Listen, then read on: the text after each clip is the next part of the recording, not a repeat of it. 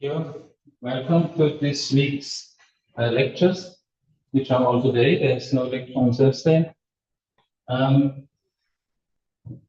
You recall where we stand. We are still in chapter 1. So, but we will finish it essentially today. So we are in section 110, semi-simple categories, and this in principle I have finished, but I have a small addendum here. And then I will start with 111, which is about ends and coends, and there will be a 112 also. And sorry, no, it was 110. There was 111, which was a joint functors.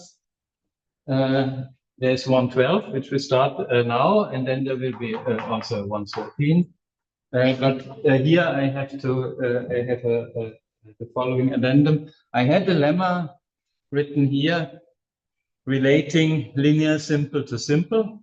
Simple follows from linear simple, and I wrote under the following conditions. C is k-linear, has a zero object, and every monomorphism splits. And I gave you an explicit, very detailed proof of it. I used in the proof a definition of simple via subobjects, that an object is simple if and only if it has precisely two subobjects. That is, of course, a possible definition for every category where a subobject is defined, but it's really adapted to the abelian case. And I actually told you that in more general situations, it's the natural thing is to use quotient objects. And if you do that, then the same statement holds, but you have to require that every epimorphism splits. And the proof is more or less literally the same as before, except that you change monomorphism to epimorphism, and it changes to some extent the roles of R and I. One important thing was that, let me see, that if I is a monomorphism, then it from this equality it follows that that R is zero, and now you use the same equality but with R being an epimorphism.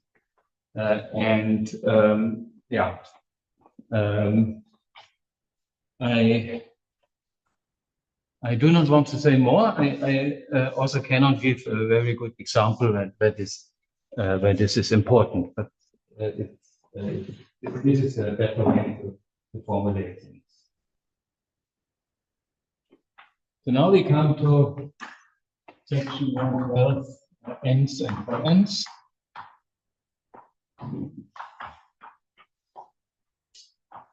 These are particular types of limits, respectively co-limits. So we have introduced those.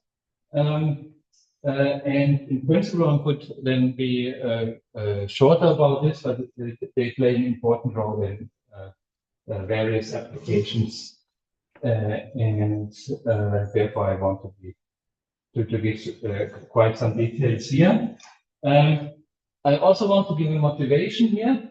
And this fits actually today very well, because at the conference today, in the second talk, there was this question about sewing conformal blocks. When you sew conformal blocks, what you want to do is you have a situation where you have some, say, Riemann surface and another one, and you want to glue them together along a circle. Or, well, actually, when you do it in practice, it's along a small cylinder here. And this was done via certain analytic ideas. In the semi-simple case, if we have, here we not only have this geometric situation, but there is a category C, which in particular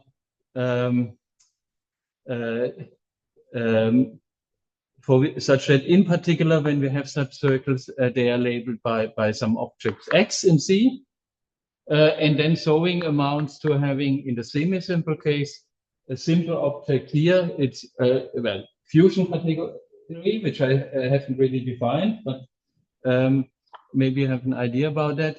So there is some notion of duality, and you sum over all simple objects. Now, in the non-semi-simple case, there is this doesn't make sense anymore.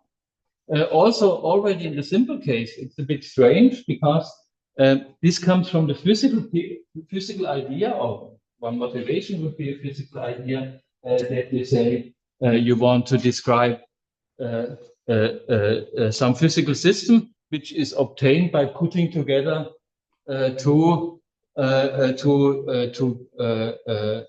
pieces, and then in physics you have the notion of a sum over intermediate states, and you say the sum over all intermediate states, and then the question here is why only use simple objects and not all others?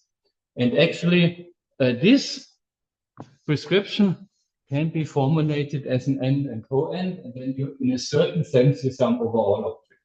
And this summing over all objects works also, or can work also in non-semi-simple situations. And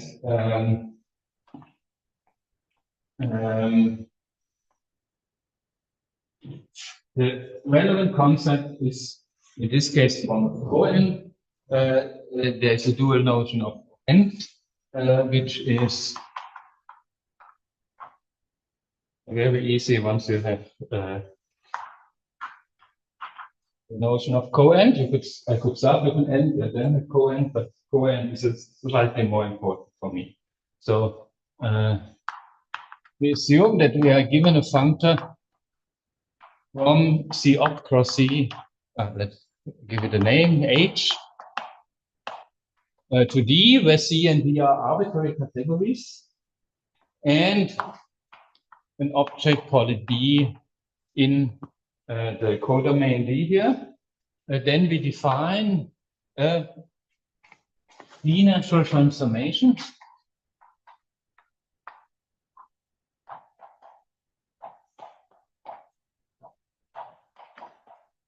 from the functor H to the object B. One often writes this with some double arrow in the following way. This is by definition a family of morphisms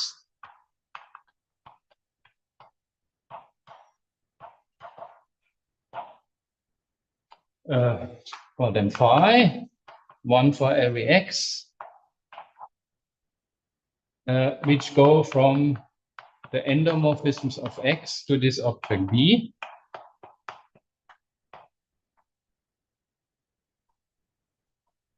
Maybe I think that this doesn't like that. Family such that this is compatible with morphisms in C. So this means for every morphism, say f from x to y in C, the following diagram commutes. We start here, say, with h of y and x, and I introduced last time the notation bar for objects in the opposite category. At the moment, I don't use this.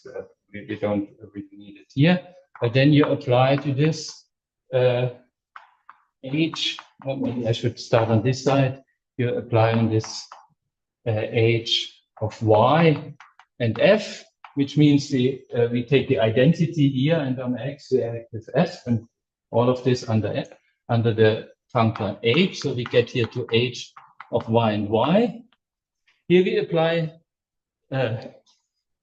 f to y, but y is in the opposite category. So in the opposite category, it goes from y to x. So here we go from end up with h of xx. And then here we have these phis, phi x and phi y, and we require that these diagrams commute for all morphisms f. And then once we have this, we define co-end for this functor.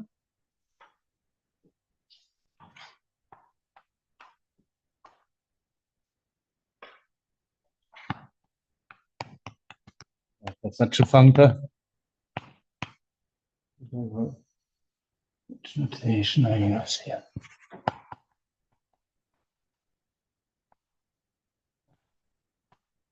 This is a pair consisting of an object and a D-natural transformation.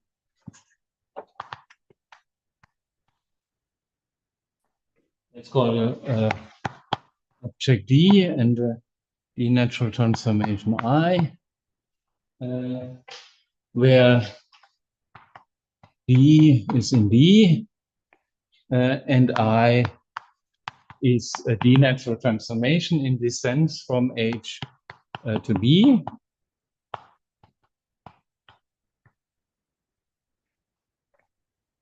And we require that you mean D, I, H to D, I last sentence. D, thank you. We require that this is universal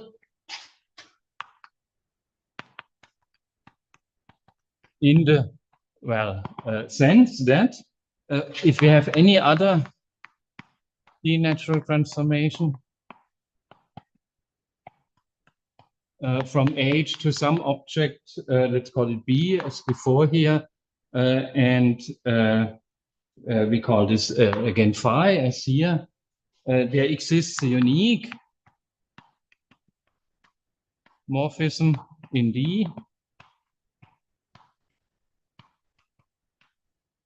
Let's call it kappa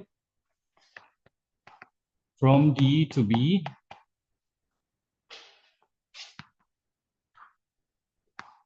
Such that the following diagram commutes. So we have on one hand, we have these objects D and B, and we have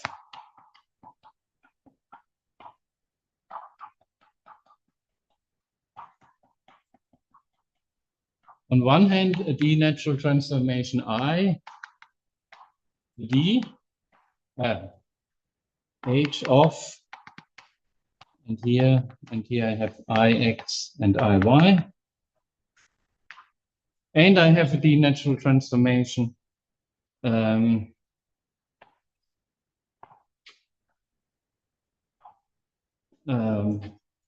not here.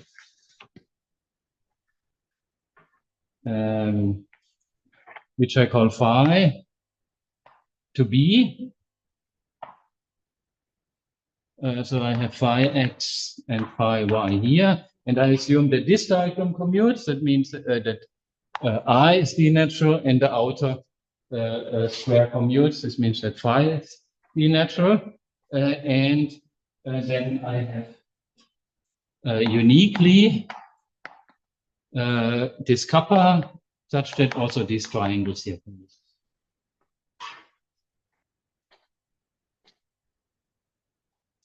So in words, this means that there is a unique morphism kappa from D to B such that kappa composed with Ix is equal to phi x and for all x.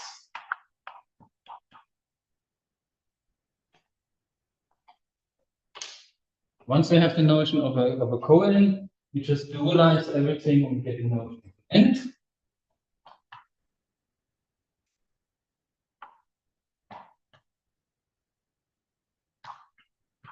Of the same age. This is now a pair. Let's call it. Let's call it E.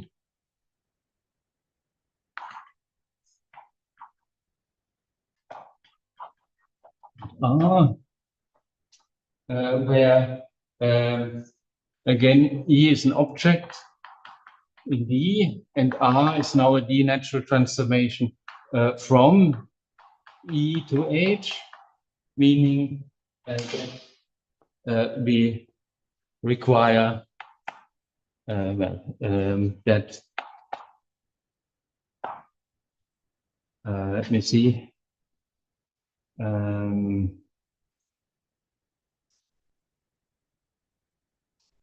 If you think about this, Yeah, now I have to rewrite things here, but I change the arrows, and then I require that for every other such D-natural transformation, there is a unique arrow in this direction. And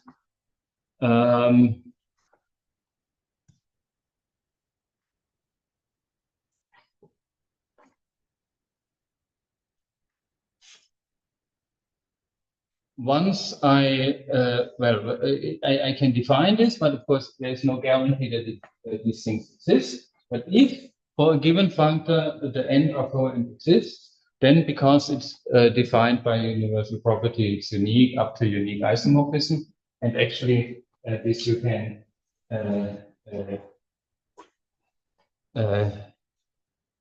prove very easily. So assume you have two coends di and d prime I prime. Then from what I just have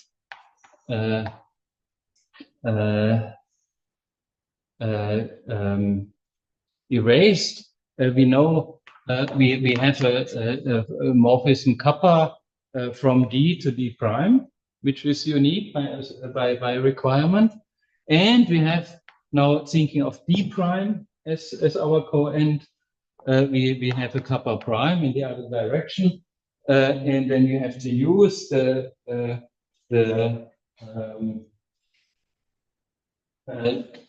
write the respective diagrams together and use diagram tracing to show that actually these have to be inverse to each other. Notation.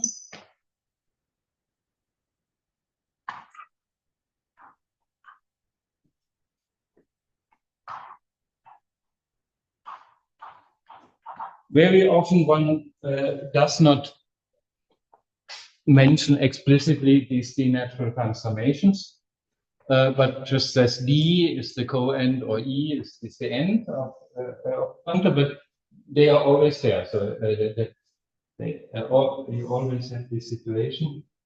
But for both for the objects and then implicitly for the object together with the D-natural transformation, one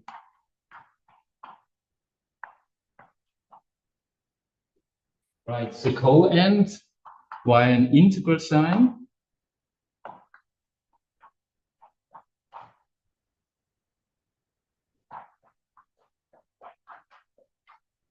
And also the end, and they are distinguished by where we put the variable over which we, so to say, integrate. There is a reason for this notation. The end and coend enjoy certain properties which we also have for ordinary integrals, and we will see the main property soon.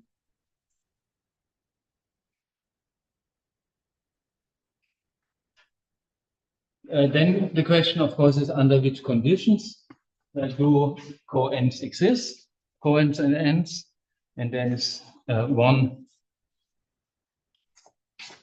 general statement that one can make.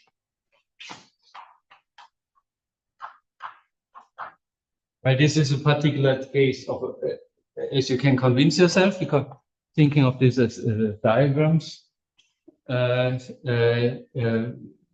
you look, you see that the coend is a particular case of co-limit, and it's a particular case of a limit. So, in particular, if all of those limits or co-limits exist, then also these particular ones exist. And then you have the following alternative description. So, assume that D is co-complete. And it follows that the coend of any functor from the up cross C to D exists, and it can be obtained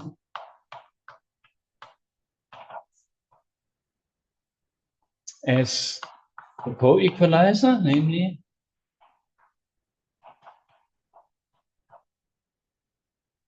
you start from the co-product over all f in morphisms from say x prime to x double prime in C.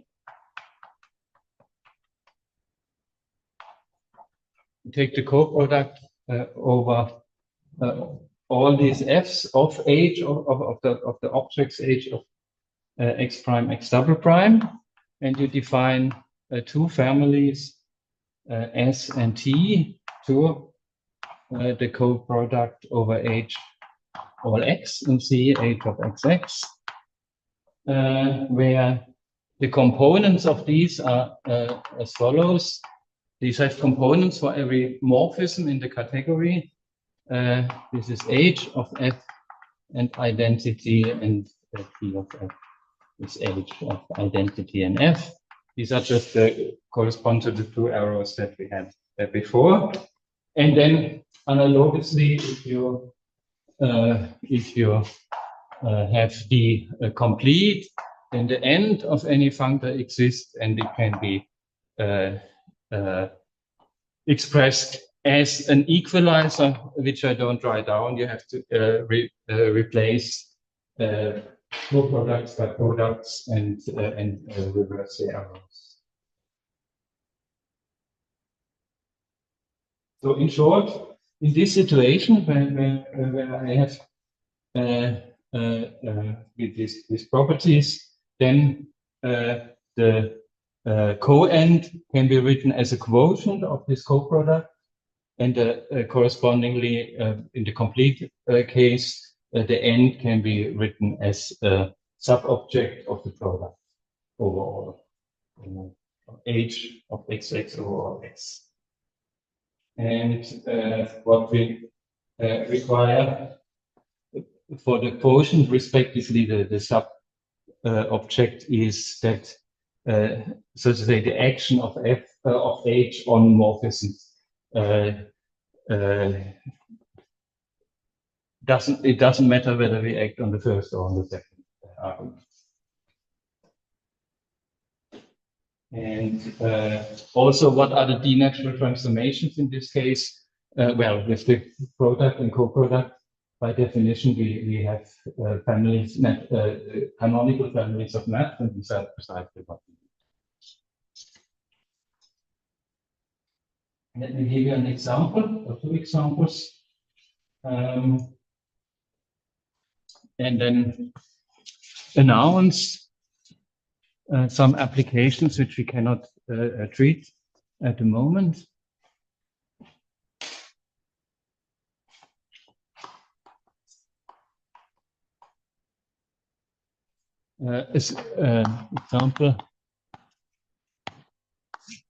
First example, let's take C and D to be vector spaces.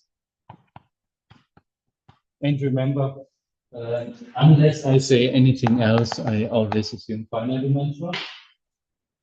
And then recall that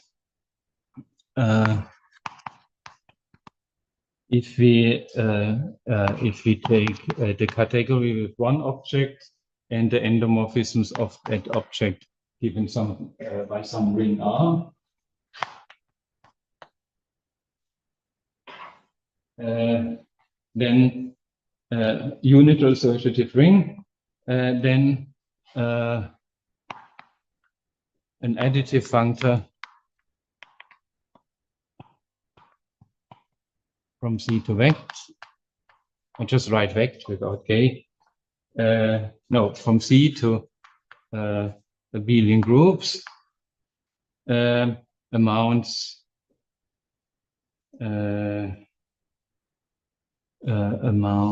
to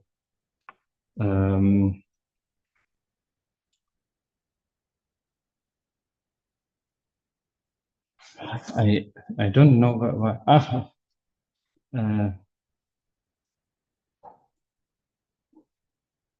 no, I don't know why I wrote this here. Sorry about that. This one, I want to talk about this situation. So I take an additive functor, let's call it, give it a name, f with an index m. This is or amounts to a left R module.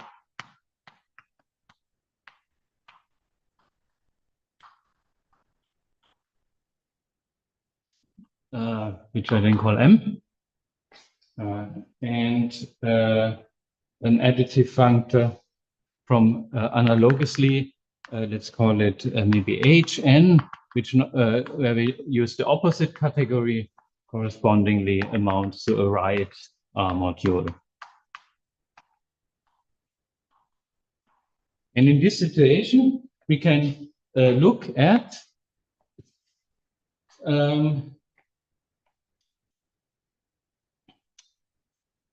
here D is abelian groups. So this for this end and exists, and the co-end in this case over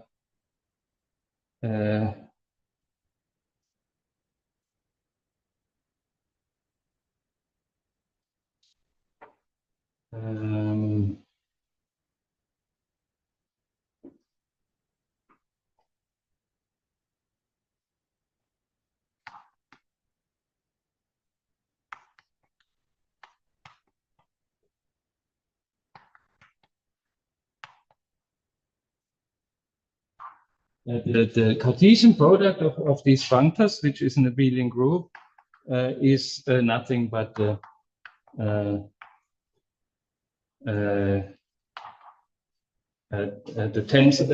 tensor product over R of n and m.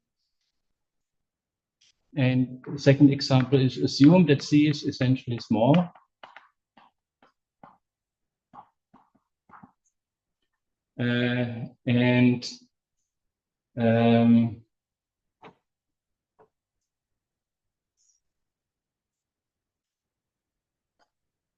We have any two functors f and h from C to D. Then one can show that the natural transformations between these two functors can be written as an end.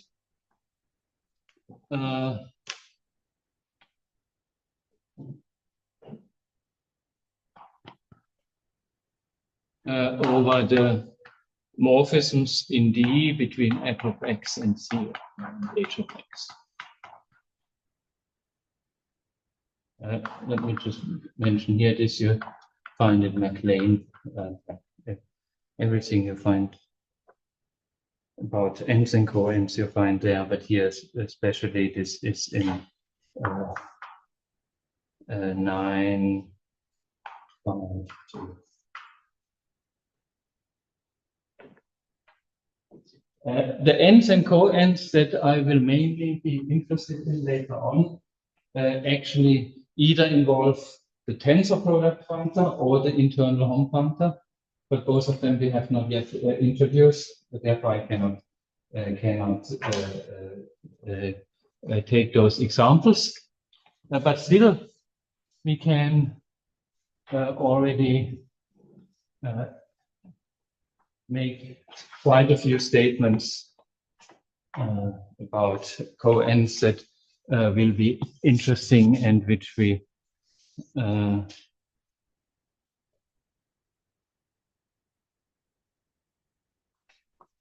then can use, in particular in those applications.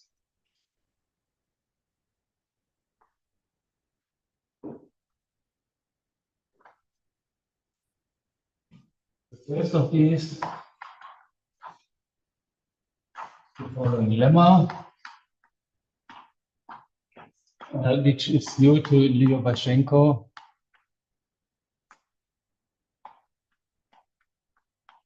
Which is not yet in the list of references, but which I will add later this week, lemma B1.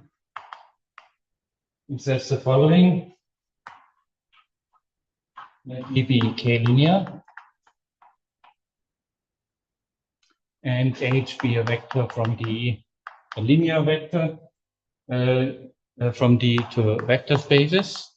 I don't write this because I told you whenever we talk about functors between linear categories, unless noted otherwise, we assume they to be linear. And then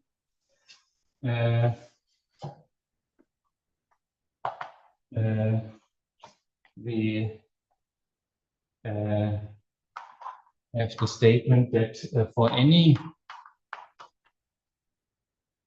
object in D, at the coend,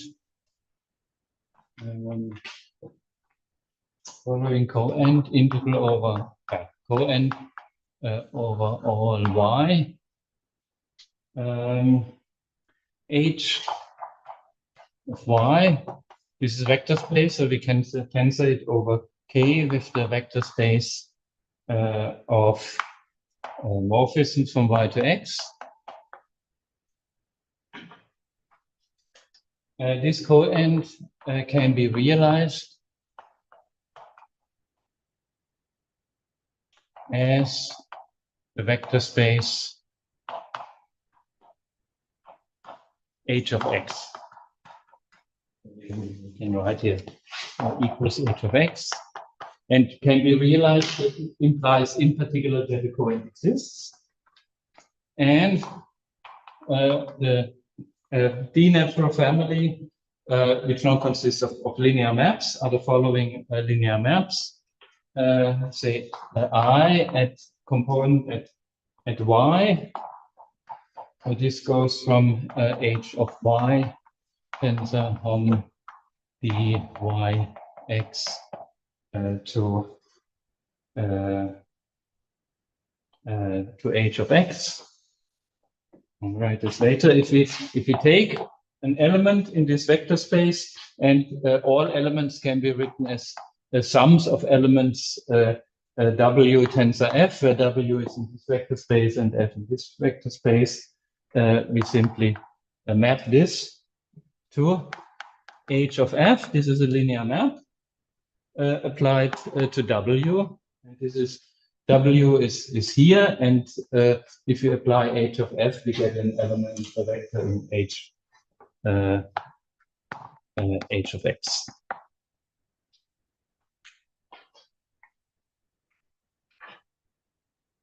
And briefly about how to prove this. Well, what we have to show, first of all, that this is a D-natural family, and then that it's universal.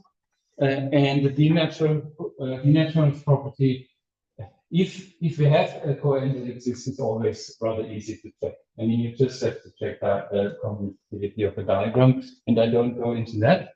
But the universal property very often is hard to show. In this case, it goes as follows. So assume we have another D-natural family, W and J, where W is another D-natural transformation to an object W. So JY component at Y is now a linear map from H of Y tensor over K hom Y Y X to some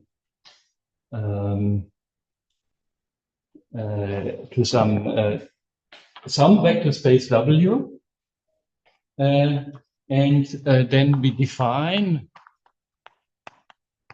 a linear map kappa as acting on a vector V in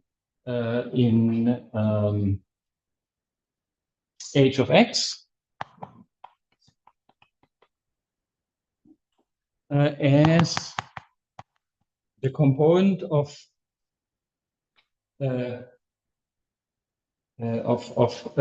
this D-natural transformation J at X applied to let me see, V tensor identity on X, where we have V is now Y we have put to X, so V lies here, and we take the identity morphism here, and this is by definition of J indeed an element in the vector space W, and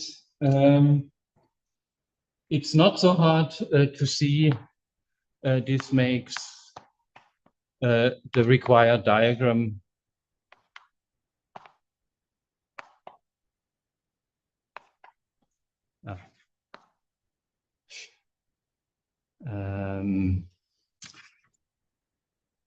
I should have drawn it directly.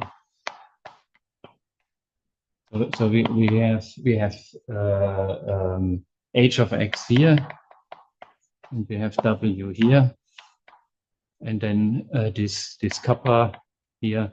This makes it this commute. This is easy to check. I just have to check an equality, and uniqueness. We have to show that this is a unique map with this property. Follows with the help of the fact that if I take Jx of V tensor identity on X,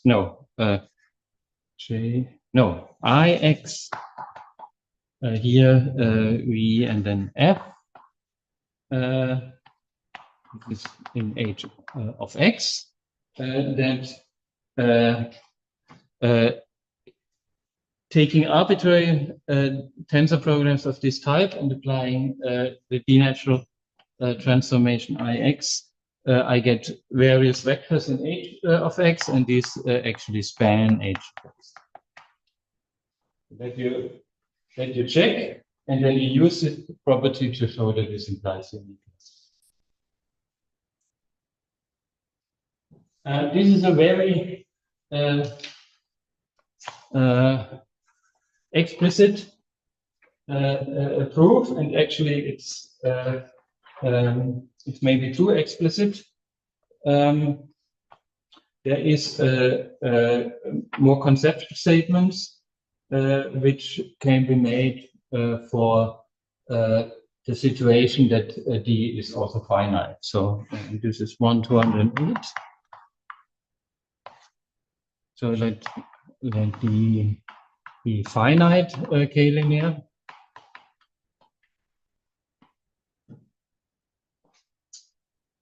And assume that the coend exists. So here we get that it does exist. Let me see. No.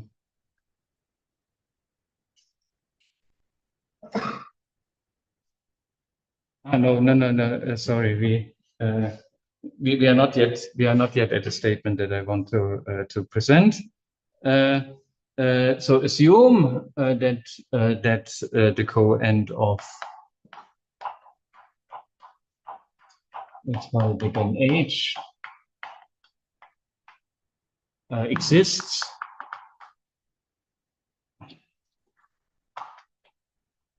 Then there is a natural isomorphism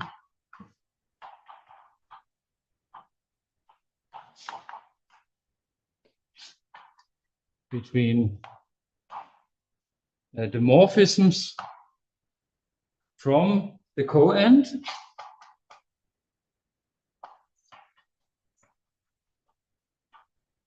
to something in V. I should write this precisely here. To the end over all x in C of the morphism in C. No. Morphisms in C from HXX to something. CC. This should be more.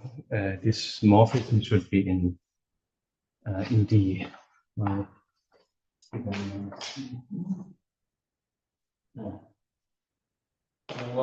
This means that we can, if we have a coend in the first argument of a Hom, then we can take it out of the Hom, but it becomes an end. So one says that the Hom functor reverses coends in the first argument, and similarly, if the coend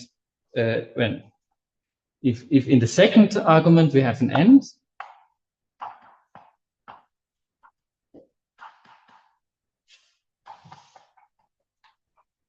then we can also take it out and get again an end. So the Hom functor reverses coend and preserves ends in this sense.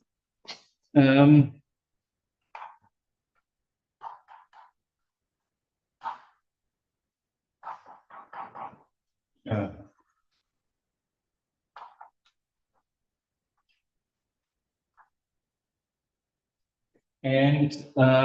notice that in both cases there's only one statement. So for the contravariant argument we have a coend. For the covariant we have an end, and there is no not in general statement about the other possibilities. And that's actually a problem in some applications. But in special situations there will be more results. And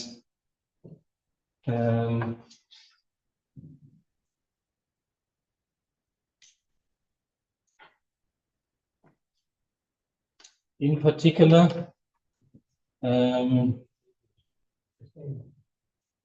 question? Just to be sure, on the right hand side of the setup as well, is end one. End and end, and here co-end and end. Oh, okay. And as an example of one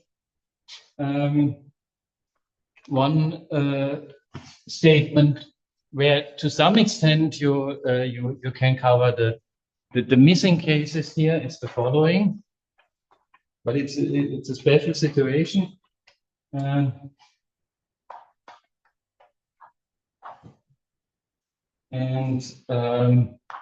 This is actually taken from a paper by myself and Gregor Schaumann and Christoph Schweigert, which will also be added to the list of references. It says that assume that I have three categories, A, D, and C, all finite linear. And I have a functor H from A opposite tensor A to B, such that its coend exists.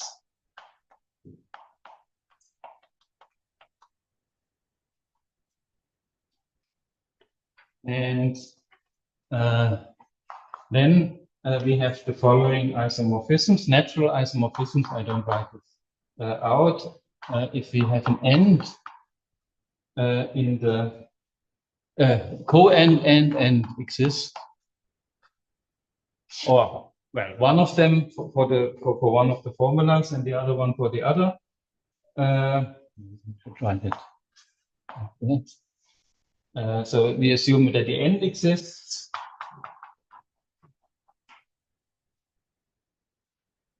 Then this is isomorphic to the end over f of h of xx. And for the coend,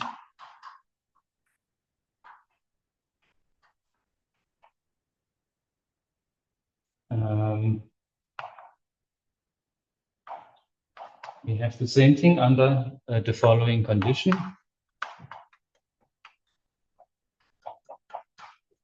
for the first. This is not true for arbitrary functors, but in the first isomorphism is for left exact functors. Let me introduce the notation lex for left exact functors from B to C, and the second is one for right exact functors from B to C. So I write lex of B and C, say equal to yeah, let me write left exact functors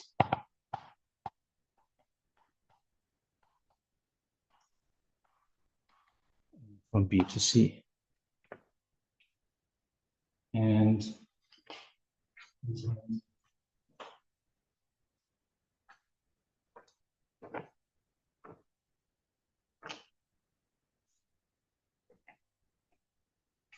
another result I want to mention is, oh, we are over time, but let me mention this, is that now we come back to the situation of vector spaces. If you have a functor f from C to vector spaces, if C is linear, alinear, then we have the statement that the end over in the k-linear. Let me see. Let me first write it. If I take hom in C, say from y to x, and then here f of x. So this is hom in, maybe I write explicitly vec k, but very often I just write vec k for that.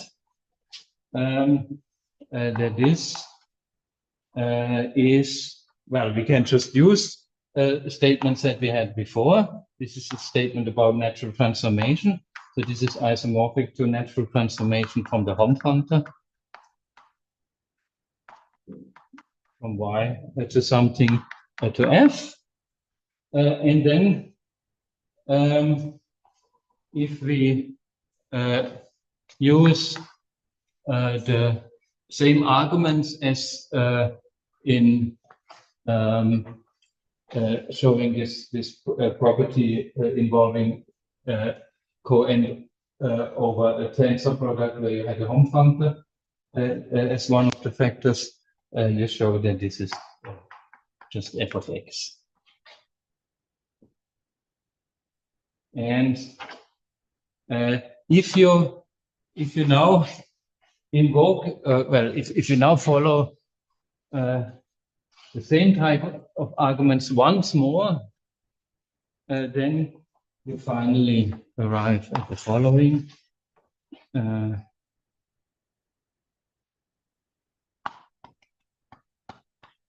But I should stop here. I will continue after the break. Thank you.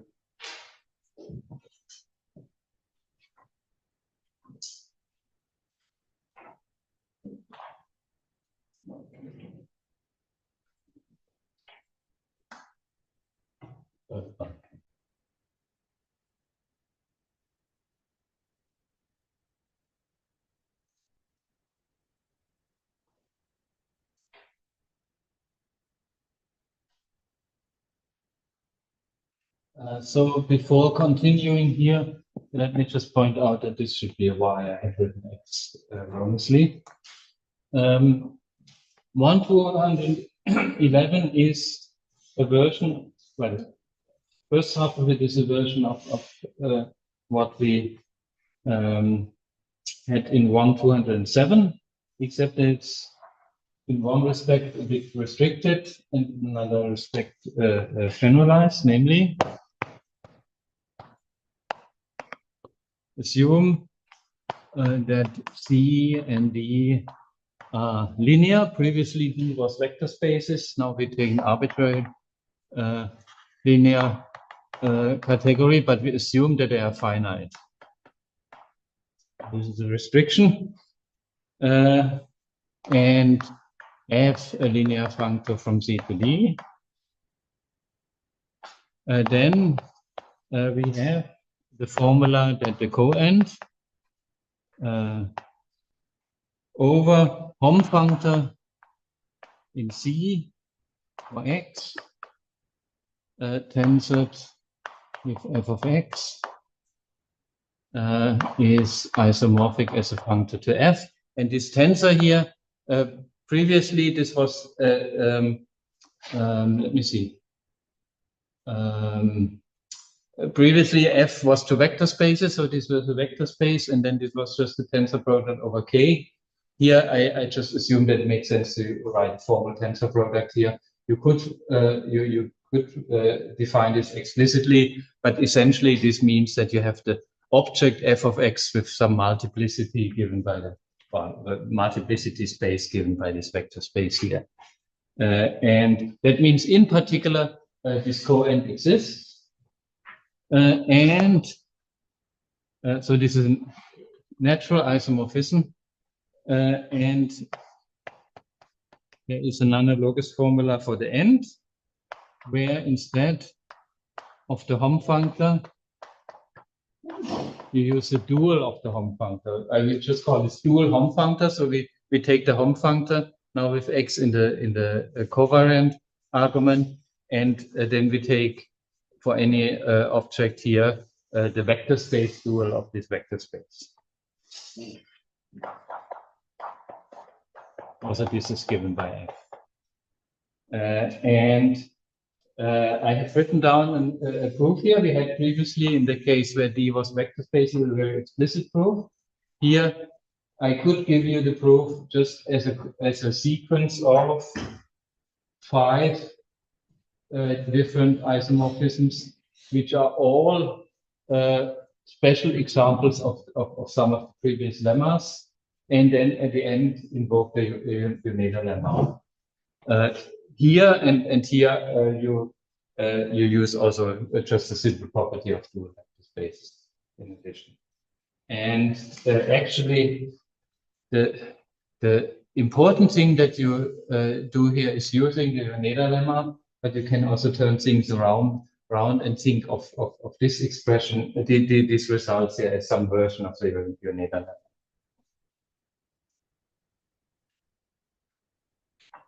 Then I'm reading out a few things that I had written down because I'm otherwise running out of time. Let me mention one lemma further.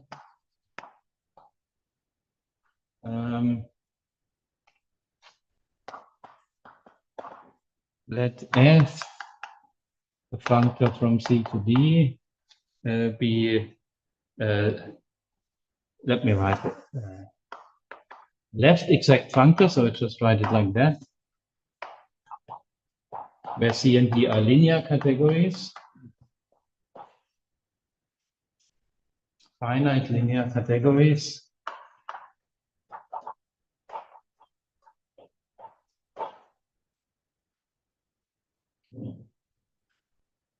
then one has the following natural isomorphism. Remember the notion of the linear product of finite abelian categories. I should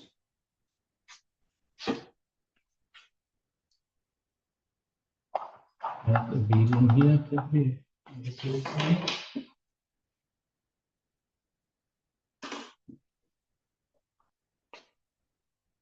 So we take the linear product of the opposite category of C with D, and then in the second argument of the Hom functor we put coend over C of x at box times f of x. So f of x is in D.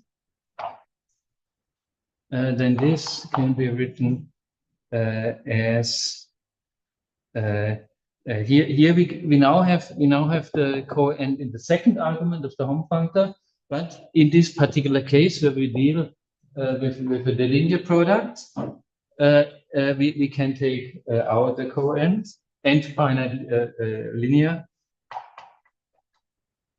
So we have here on x times d, and then just x times f of x.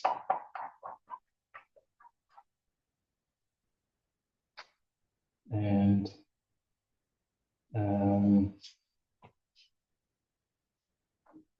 this just as an example of situations in which you also can deal with coends in the second argument of a Hom functor and dually with ends in the first argument. Let me also give an example in which we use this dilemma here.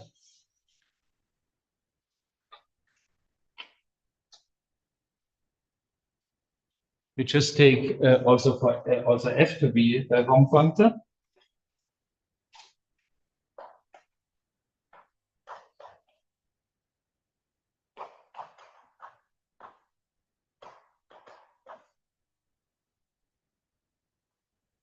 So remember this motivation I had in the beginning of this showing.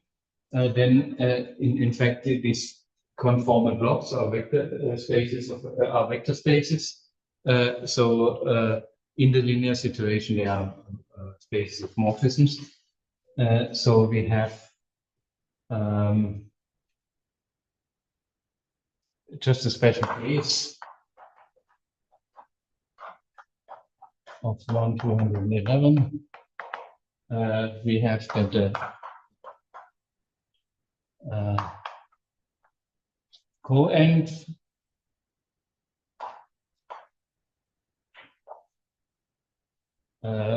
over Hom. I now give the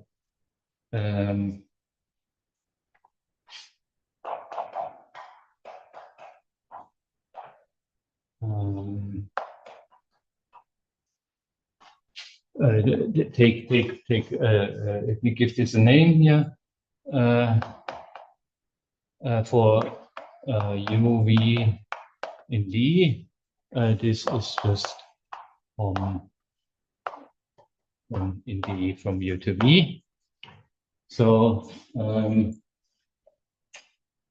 a short way to say this is that with respect to coend, the Hom functor acts like a kind of delta function. So in particular, if f is also a Hom functor, I have written it in the opposite order compared to here. I will end up with a Hom functor again. And this is precisely what is used in this showing of conformal blocks. You have two conformal blocks to situations where U corresponds to an object connected with distinguished points here, and x we have here, and the other x we have here. And here I don't have to talk about duality because I have U. Wait, x. No, yes, x. I have x once in the covariant and once in the control argument here. Then there are two. No, in this particular case, you can also write down what the natural transformation is. Well, this goes from such a tensor product vector space to this vector space, and so we take a linear map F here and a linear map G here, and you see you can compose them, and in fact the composition gives you precisely this natural transformation. And then two general results which are important. One is called the parameter theorem for coends.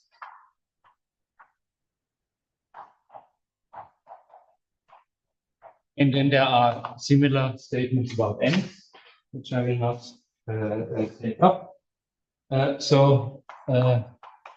Assume we have a functor f, no, functor I call it g, from D cross C cross C to E, and assume that all coends of the form C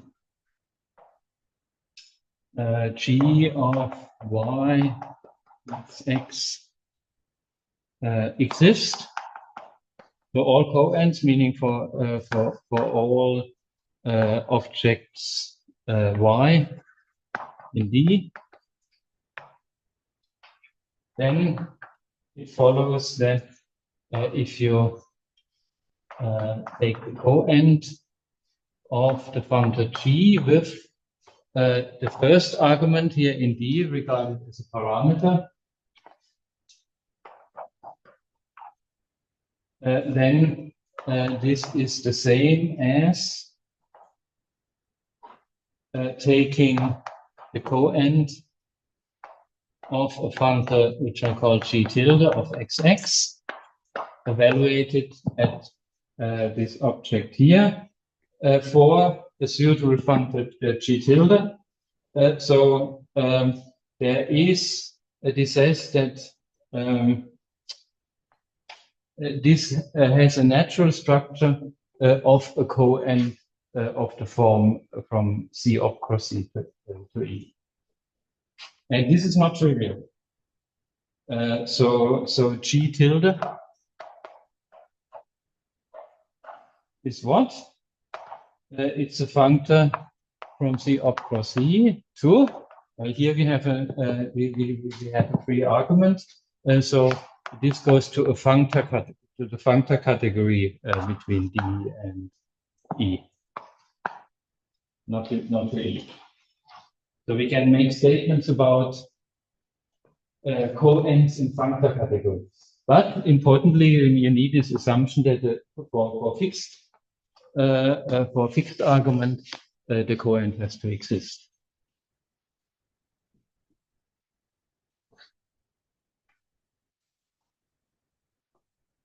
And the second is the so-called Fubini theorem.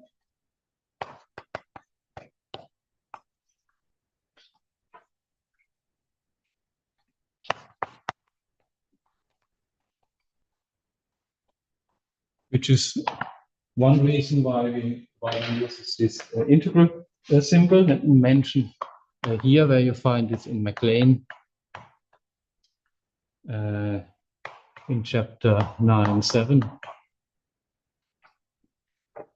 This has the following. Let f be a functor of the following form, and now maybe I reformulated it slightly.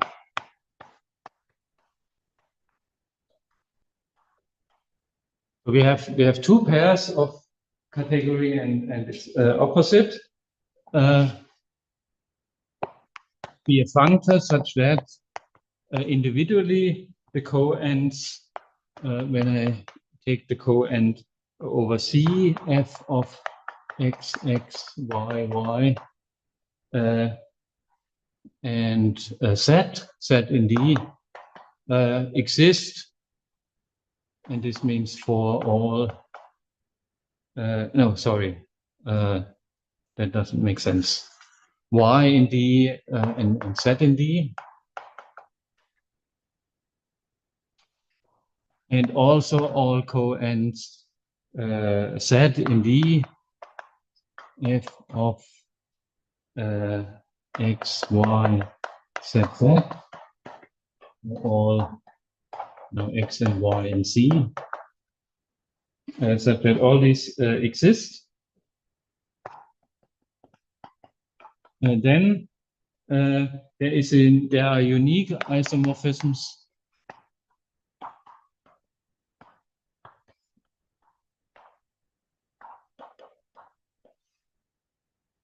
in E between the following coends. We first take the coend in D, f of xx for fixed x, y, and then take the coend of the resulting functor in with respect to x in C. And the coend where we directly take a coend in the Cartesian product. And then clearly the same with the role of C and D interchange.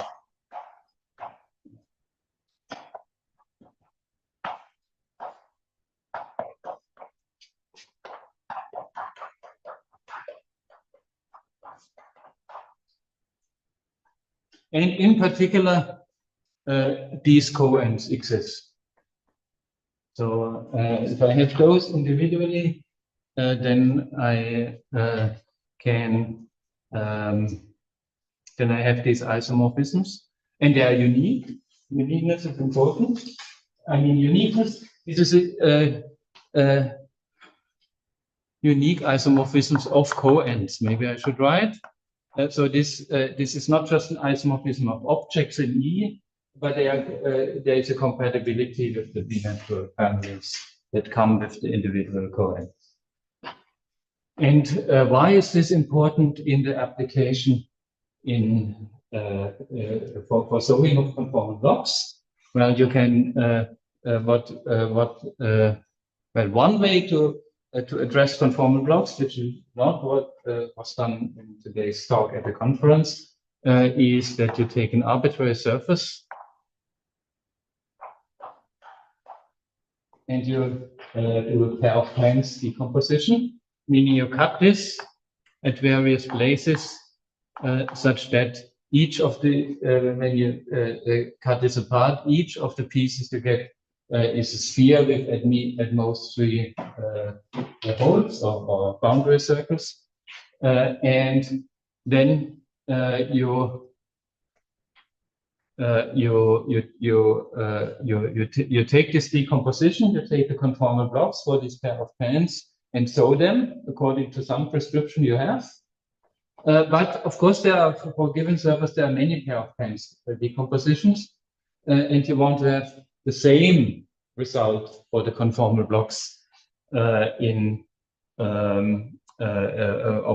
the final surface you have here, and not just the same in the sense of isomorphic as vector spaces. That's rather trivial because then only the dimension matters, but really there should be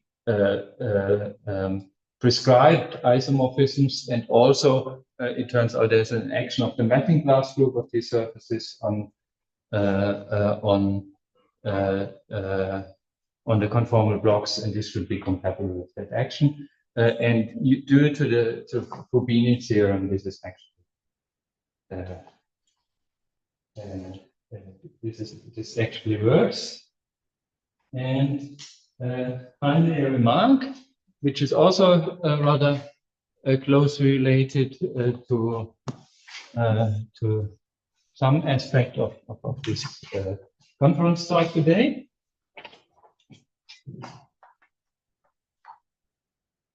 And for this,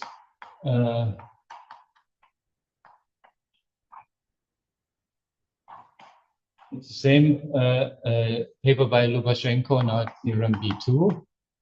This says that the Fubini theorem, let me formulate it loosely. Fubini theorem generalizes to situations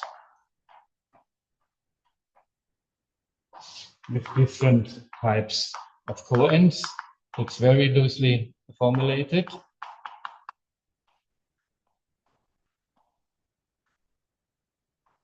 Let me be a bit more precise, but without writing more here.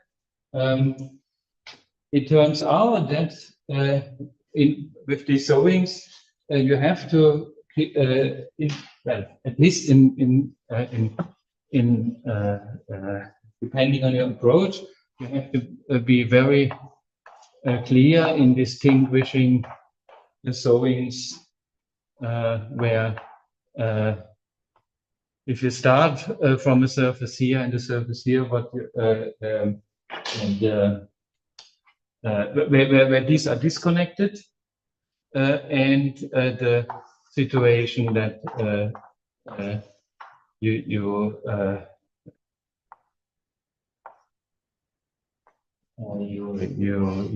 glue like that, which is self-gluing, and in the talk today, this was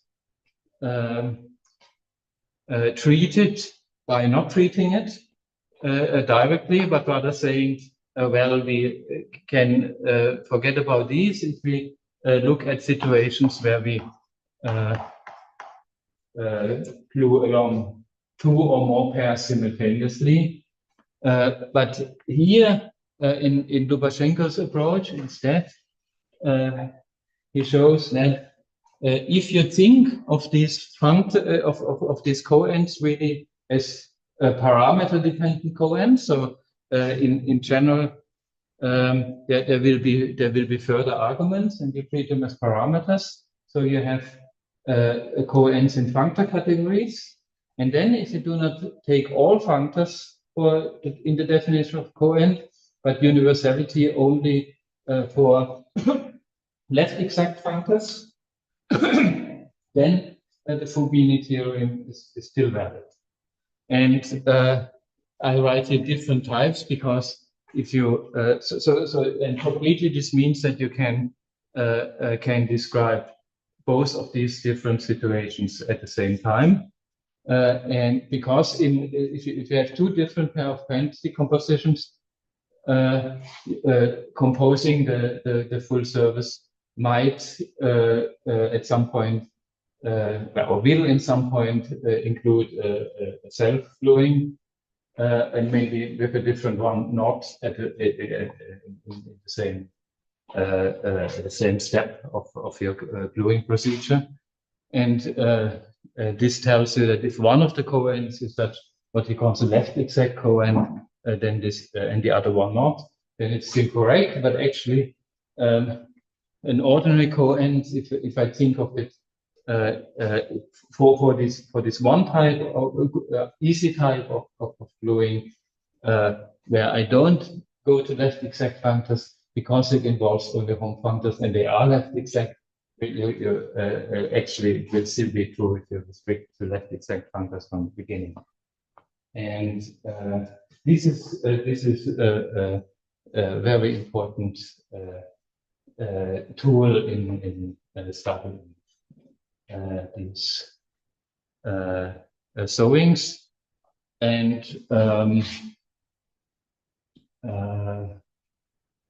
it has when this has been done very explicitly under the assumption that we deal with finite k-linear categories.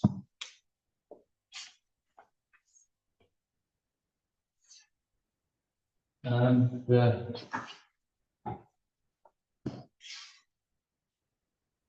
rest of this section 112 is a comment about flow functors.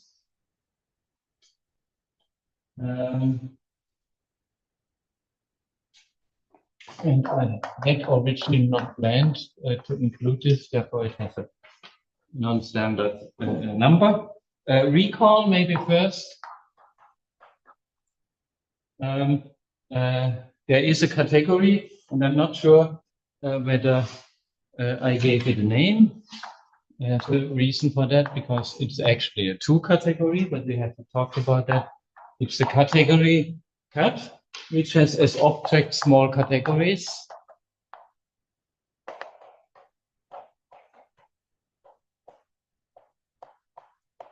As morphisms functors. And composition is composition of functors.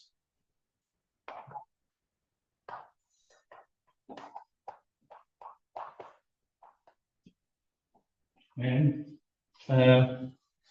besides functors, we've also talked about profunctors. So instead of having a functor from C to D, we can also, we have seen every functor gives us a profunctor from C up cross D to vectors, to sets in the general setting and to vector space in the linear setting, and actually another functor also from D opposite cross C to vector spaces, depending on whether we use pre or post composition. And then it's natural to ask whether also whether there is also a category where instead for morphisms you use not functors but profunctors. And this exists, and I call this prof for profunctors is the following category.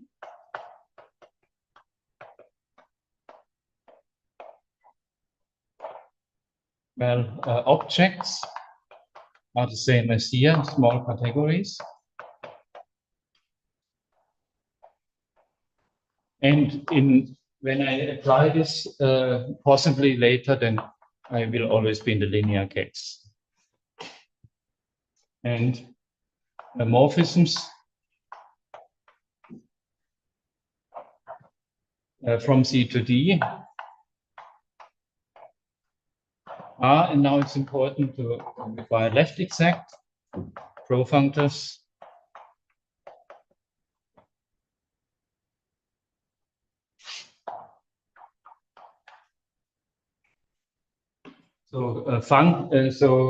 this means functors from C up cross D to set in the general setting and to vector spaces in the linear setting, and then composition, just like here, is composition of profunctors. But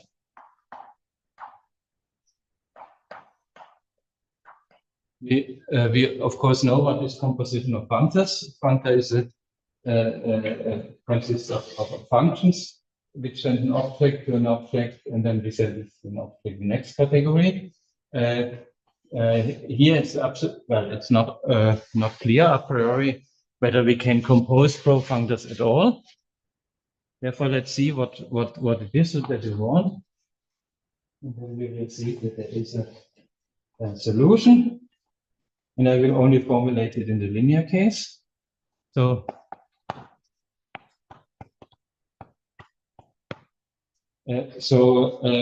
assume we have a profunctor f from C to D and a profunctor g from D to E. So this means that we have a functor from the opposite cross B to vector spaces or to sets in the general setting. So we have a set f of say x bar and y, where x is in C and y is in D. And here we have a set G of y bar and z, where again y is now in D and z is in E. And we want to set f compose G from x bar to z. So we see we somehow can compose them here, but we have to get rid of this variable. And this we can do precisely by coend. Namely, we say that f composed with G of y bar and z is, we take the coend over all y. We have these additional arguments here, and we want to get rid of it. We get rid of it by just taking all of them and treating them democratically. And that is done by the coend. Might also be the end, but it turns out in this case, because we deal with left exact profunctors, co-end is the right thing. If you would use right exact ones, then end would be appropriate. So we have here f of x bar box times so this is a finite linear formulated in the set situation. We would just have Cartesian product. Now we are finite linear, then we have can use the linear product, and then we can take the tensor product of vector spaces here.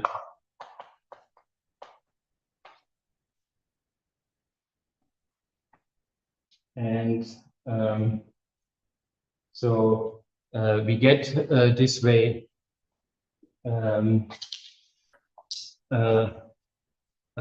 this is a vector space, this is a vector space, tensor product is again a vector space, assuming that the co-end exists, which it does under the assumption finite linear, we get again a vector space. So we associate to an object in C op and an object in E a vector space, and this is what we want for the composition. So left exact means left exact on each variable. Yes. So that ensures the co-end exists. That ensures well together with finite linear. I see. Let me see. Well, finite linear it ensures that the individual coends for fixed arguments exist, and then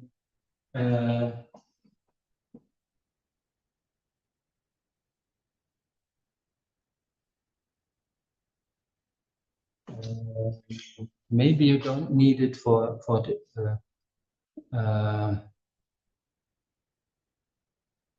maybe you don't need it for the existence of the coend, but you want to stay in your class of functors. So if you if f and g of profunctors are both left exact, then also this coend will be left exact. Whereas in general, no, you use that they are left exact, because if one of them would be left exact and the other one not, then it's then the coend will in general not exist. So, and actually, I had planned maybe to give a nice counterexample of this, where we try to define a coend over left times right exact, but I didn't do that. But it's I think it's in this paper that Jaumann and Schreiber defended. And to complete the section 112, let me mention one other notion. So we do not do anything with this right now, but I hope that I can take this up.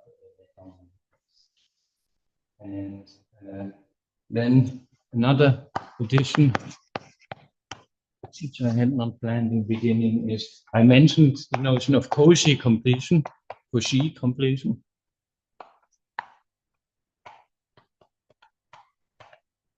Is Cauchy the right pronunciation? So the idea is that I take a category and make it larger in such a way that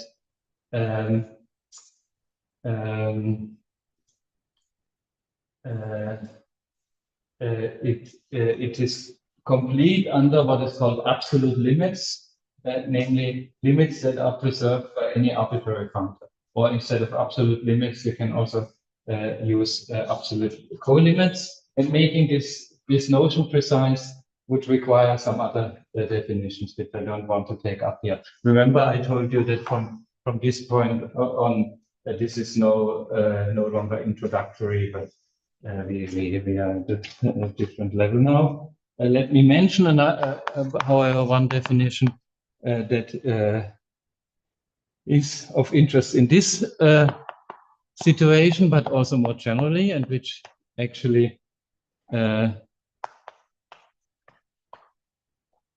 was used in the first talk this morning in the conference. The pre-sheaf category of category C.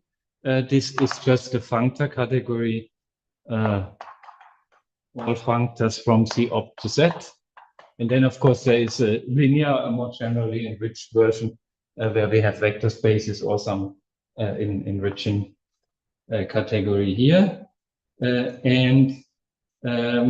This is of interest because it can be shown that I haven't defined Cauchy completion yet.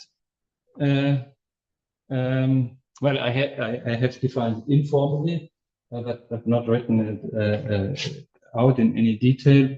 That C tilde consists of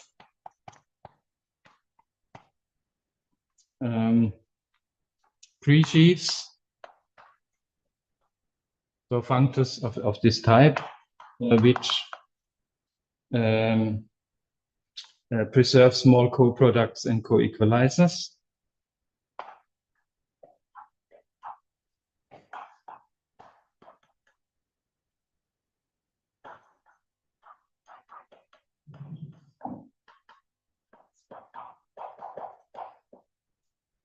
And retracts of representable functors.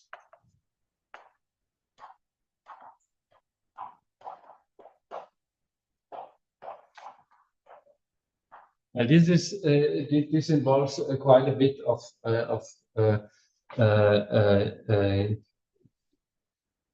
complications, but the important point here is that C tilde lies somewhere between C and this functor category. And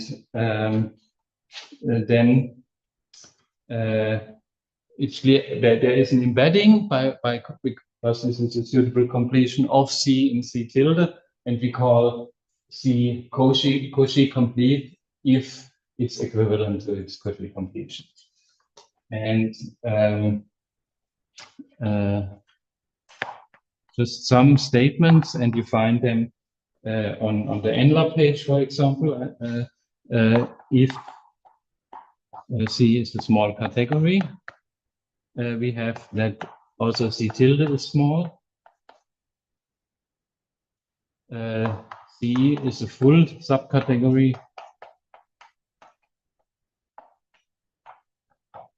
of C tilde. So C tilde has more objects, but not more morphisms. Not more morphisms among objects in C. And C tilde is idempotent complete.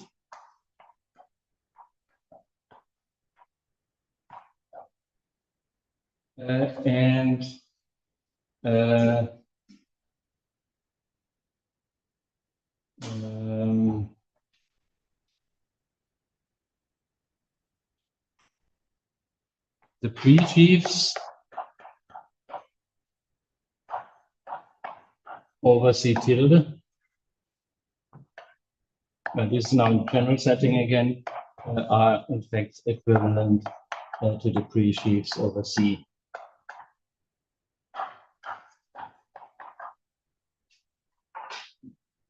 And then finally, I mentioned that when we talked about idempotent completion, that in the special case this is the same as Cauchy completion, and it's the same precisely when we talk about ordinary non-enriched categories. But for example, when we have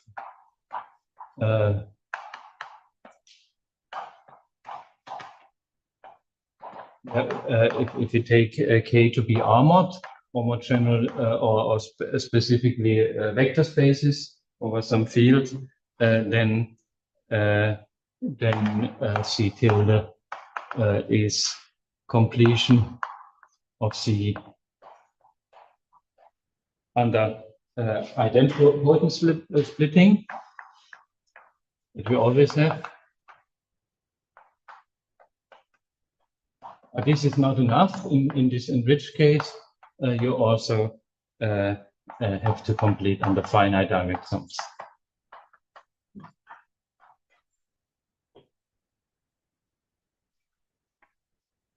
So if we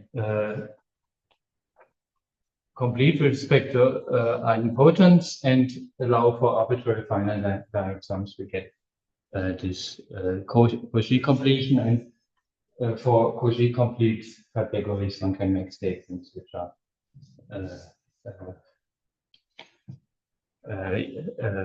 which we cannot make for arbitrary categories. And again, over time, let me just check whether I want to say, I want to mention one thing more in connection to profunctors. The pre-sheaves here can be actually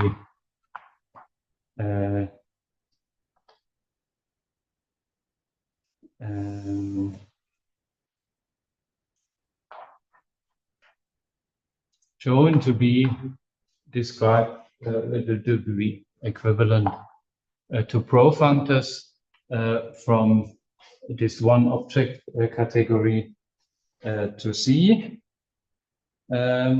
which means in particular that the Cauchy completion can be described as full subcategory of profunctors, and therefore it's very it's often of interest to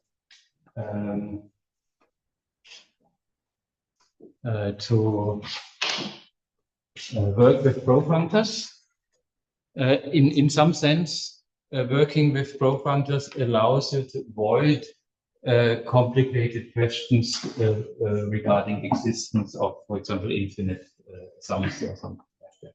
And let me just mention one other lemma here, finally, which also would have fit somewhere else. You can show that the functors from the one object category to C are actually, maybe not surprisingly, the same equivalent to C.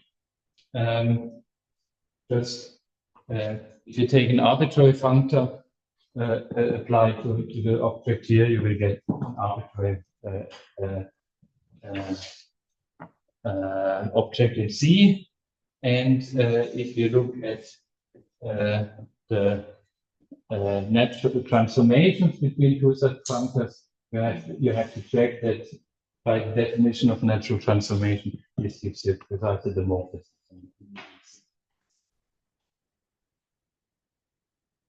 Okay, then we stop here and continue at 4 topics.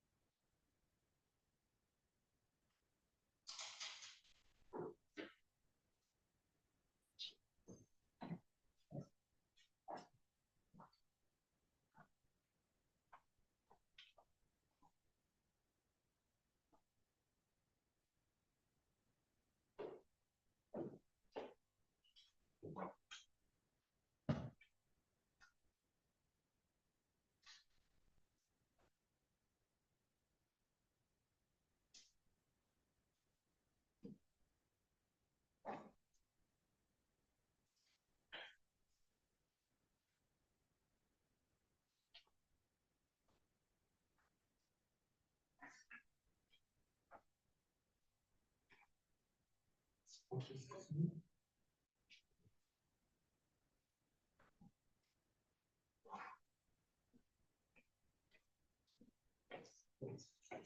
I have another question that where do we use the finiteness condition?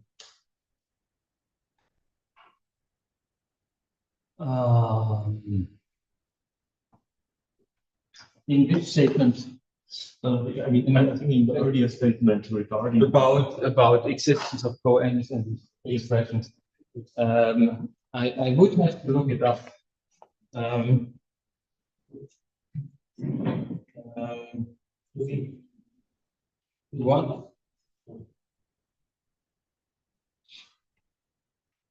One way to, but I'm not sure whether this is how we did it. One way to try to prove these things is to use the fact that the finite linear category is equivalent to category of finite dimensional modules or finite dimensional algebra, and then work with that category. Then you can use work with elements, and then obtain the result for that category. But because you have the equivalence, you get it for everything. But it might be that this is not the way we do it. I would have. I didn't look up the proof in my detail. if I understand correctly, so And certainly the result will be true in some more generality. But it's not so easy to say this. And then certainly, and also, for example, the one involving the linear product, I use that the linear product exists in the finite abelian case, but the linear product actually exists a bit beyond that also. Yes. And even if it does not exist, there can be substitutes for it. I see. So, but this is just to have well, not just. This is to have a framework in which various statements all hold, and then you can combine them. Sure. And in addition, there are good reasons to expect that finite categories, and then in particular also finite tensor categories, to which will come, that they are important in applications. Yes. The reason that I'm asking is because sometimes the infinite tensor categories also appears, right? For example, like common groups for generic too. Certainly, yes. But generally, much less is known about them. And one way to deal with them is to work with pro-functors instead of functors. But I cannot say much about this because I haven't done it. And there are some. There are a few papers, for example, one by Stravinsky, who are using, who is using pro-functors to pro-functor versions of module categories. Come to module categories also. For being able to make statements in situations that are not finite. But at the moment, I could not give you an easy application to non-finite which I'm familiar with. But I hope this will be different in the year from now.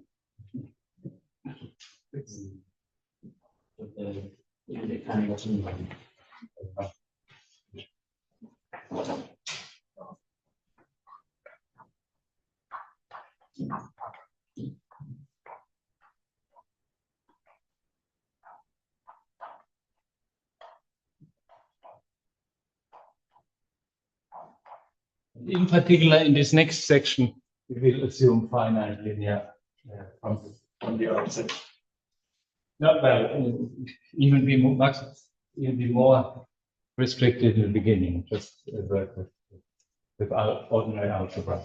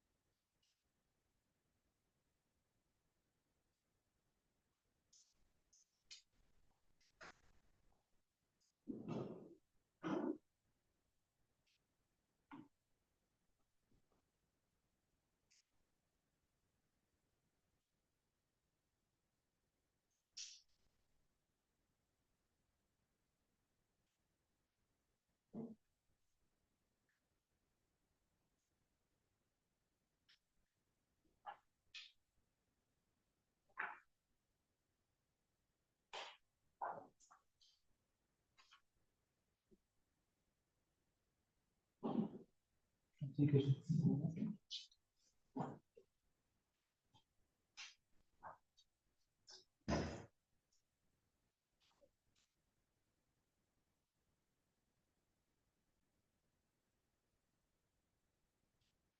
we come to the last part of chapter 1, of section 1, 113 Eilenberg-Watts calculus. And I will stop at some point, and then this will be it for now. If I have time, which I almost certainly will have not, I will take up a bit more about that later on. But in case sometime in the future this course will be continued, I can also do that. And much of this is in this paper of Gregor Schaumann and Christoph Schweigert, which I will add to the list of references, and there's an early paper by Gilles, so having some crucial results. And I will start by just stating a classical result from algebra. This is known as the Eilenberg-Watts theorem. Well, let me just write EW. It says that for A and B finite dimensional algebras, and remember algebra always means unital associative algebra, over some field K,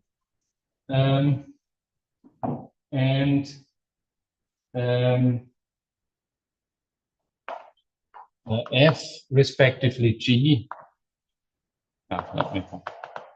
be a linear functor from the category of left A modules to the category of left B modules, finite dimensional. Again, I don't say this, don't write this. The following are equivalent.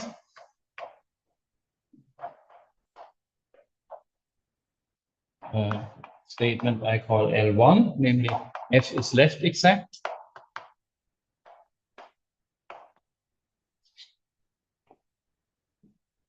L2, F admits the left adjoint.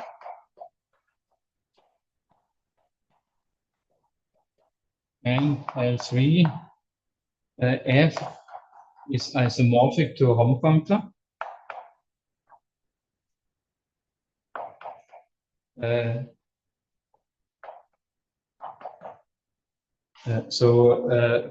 These are the morphisms in A mod. I just write home A.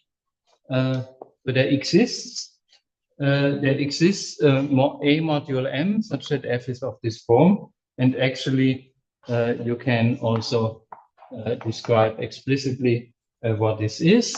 M is obtain the following. If you take the dual vector space A star, this has a natural structure of a bimodule. And then if you apply F to the, in particular a left module, if you apply this and take again the dual vector space, then this is naturally again an A module, and we have this here. And also the following are equivalent.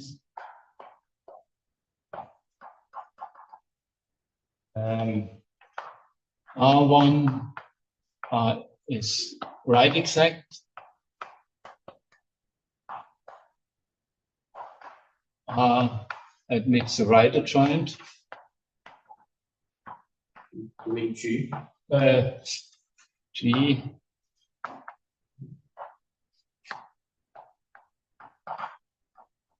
And R3, G is isomorphic, now not to a home functor, but to a tensor product functor, namely G applied to A as a bimodule over itself, tensored over A with an A module. So this is all naturally also an, let me see. This is correct.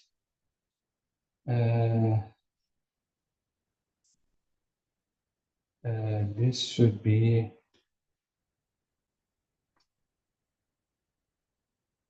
I'm confused. This doesn't make sense because and also here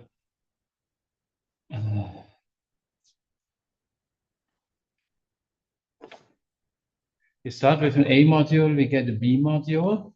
But this is actually a B module, and therefore we can this inherits an action which I could describe, but it would take me too long.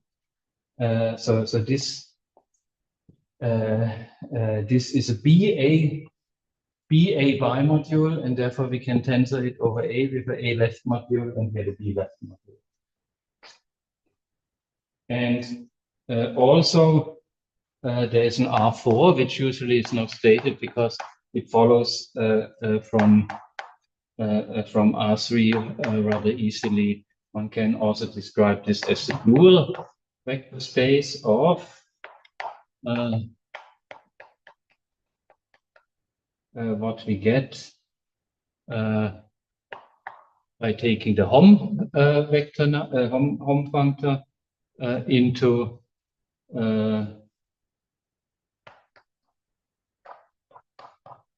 this object, the dual of the object that we have here. Take the morphisms, which are a vector space, and then the dual of that vector space.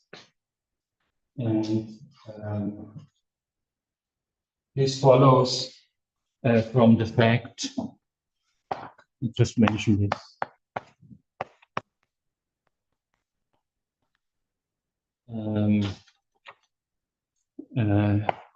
If we have a Hom of any A module X and MA star. So a right module, the dual of that is naturally a left module. And here we have a bimodule, so we can apply this. And then take the dual. This is isomorphic to the space of linear maps. Just by the definition of the tensor product of over A with the tensor product over A of this right module with the left module X into the trivial vector space K and O2. And yes, and then this here is nothing but by definition again of the dual vector space NA tensor over AX double dual, which is isomorphic to MA tensor over AX. So if we use this for the special case that MA is this bimodule, A as a bimodule over itself, then we get that R3. Well, it's actually equivalent. And let me mention also that remember the Hom functor is a left exact functor. Sorry, the Hom functor is a left exact functor. Therefore, if you take the dual Hom functor, it will be right exact. The duality itself, taking the dual vector space, is an exact functor. And therefore, taking these duals here fit together with that we stay within left exact, respectively right exact functors, and respectively here have a tensor product and the Hom functor, but with the star. And also, so this is a well-known result. This generalizes to categories in the following way, and this is due to Shimizu in one version, and in complete version that I write here in this other paper.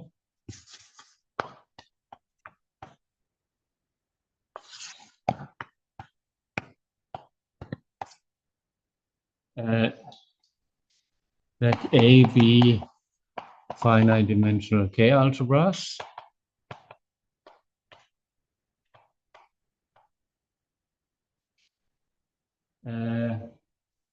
Then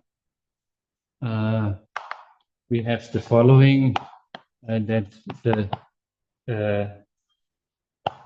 set of left exact functors between left A modules and left B modules, these categories, is isomorphic to the opposite category of AB bimodules, namely by sending a functor f, left exact functor, to the functor f applied to a dual of the regular bimodule, then apply the functor and then apply the dual again. And the right exact functors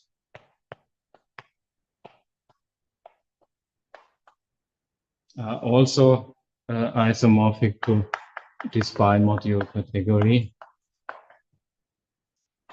well, opposite of the bimodule category, by sending now a right exact functor to, well, what we have over there, G of the regular bimodule, and then because this is in the opposite category, star. And then if we combine this, we get in particular an equivalent between left exact and right exact functors.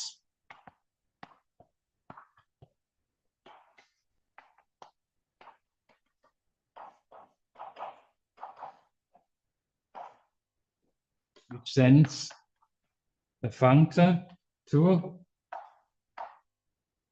the bimodule given by G applied to the dual of the regular bimodule. And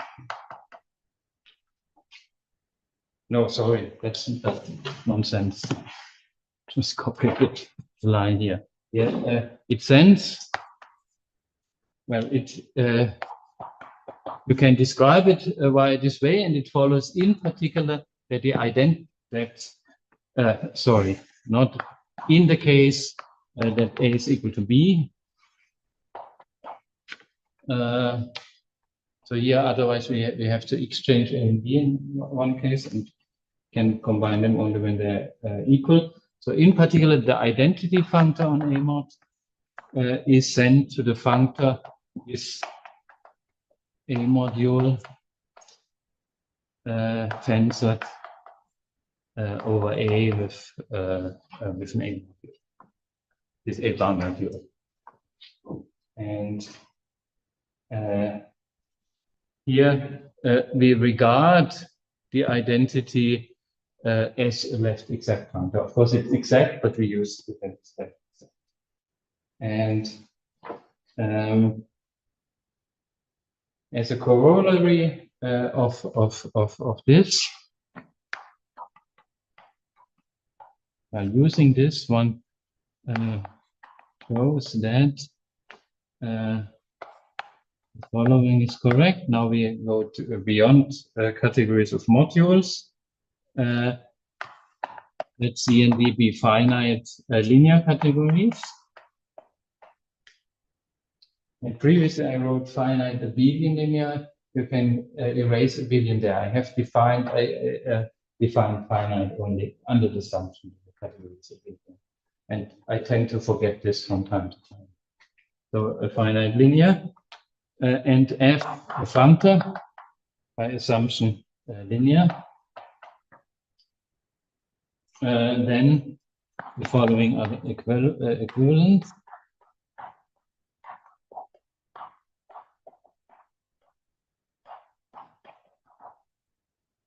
And maybe I can continue here.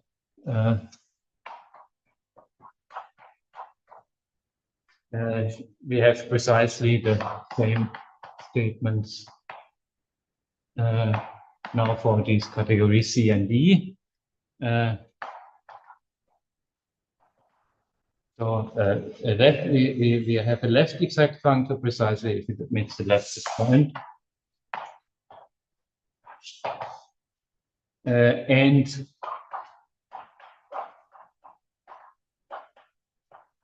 I don't write this down again like here. G is a right exact functor and it's a right joint. And if in addition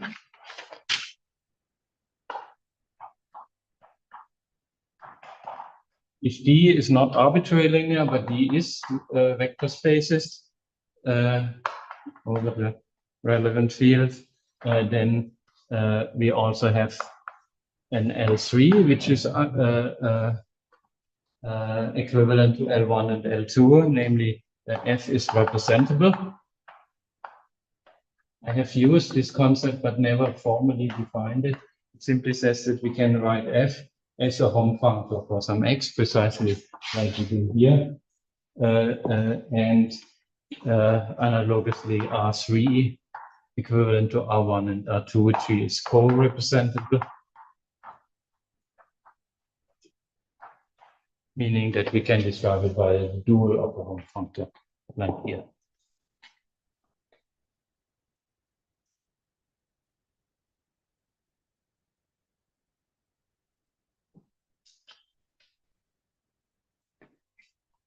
And there's a statement about ends and coends.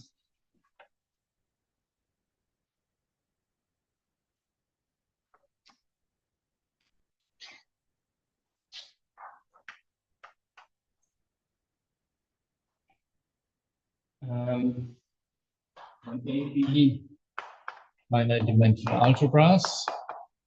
It's before. And G a linear functor from A mod to B mod.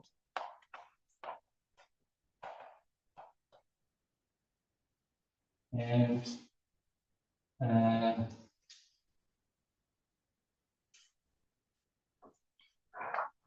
then we have the statement that the end of the functor, to which I do not give a name, but it's a functor from A mod times A mod op. And in order to use the conventions of this paper, I have interchanged the rows of C and C op here compared to how I define the end. But of course, this doesn't, well, this is just a convention to bimodule, BA bimodules, which takes a left A module and the M and the left A module in op, which gives us a right module to a G of M tensored over A with N. No, sorry, with N star. N star is a right module. N is still left module, but considered in the opposite category. And this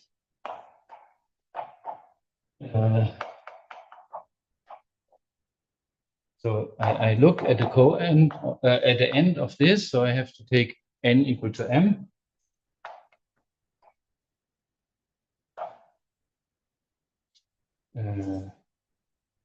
Let me see. This should be K. Let's see. Yeah, and there is no B here. That doesn't make much sense. So this should be B mod. Let's see. And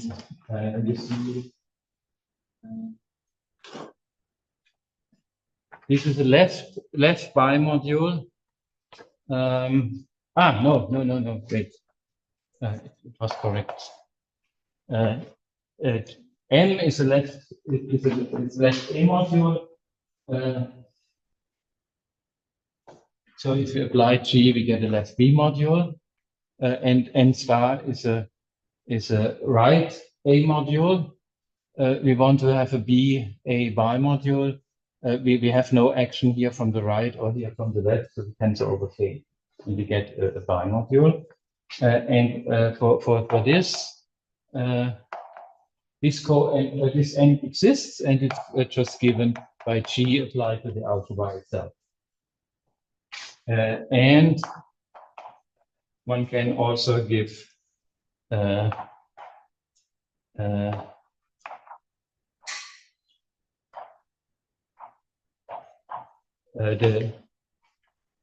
D-natural family, and I just denote this graphically. You have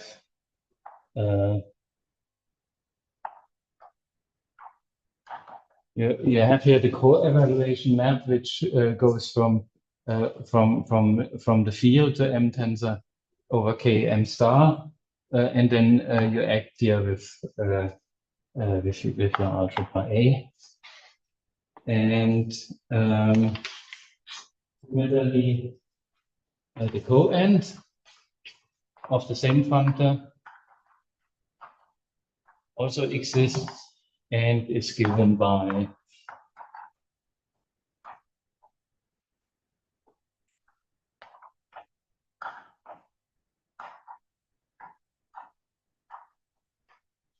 what we expect. Here you have the algebra A. Now we have dualized, so we get G of the dual of A S as A bimodule. Applying G gives us a B A bimodule.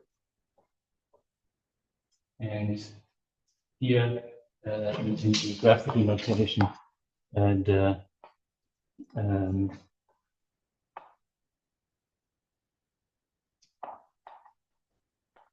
we have an action of A. We can again use dual vector spaces to get to A star, and then we get something, a morphism from M tensor M star to A star, which is what we need. Well, after applying G, then that's what we have here. So this is the row, and then we have to apply G and analogously here. And as a corollary of this result,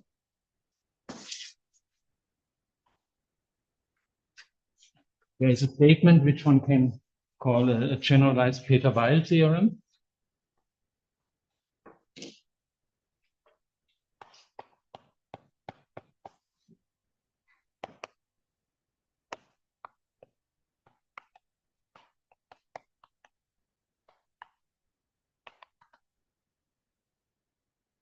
Peter-Weil type theorem.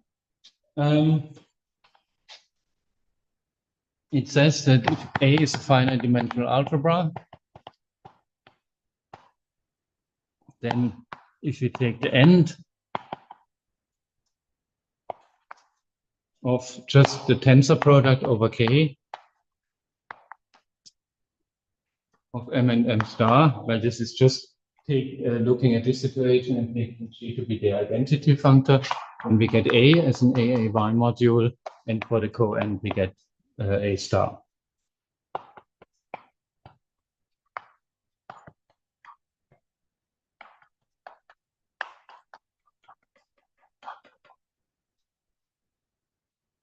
As AA bimodules.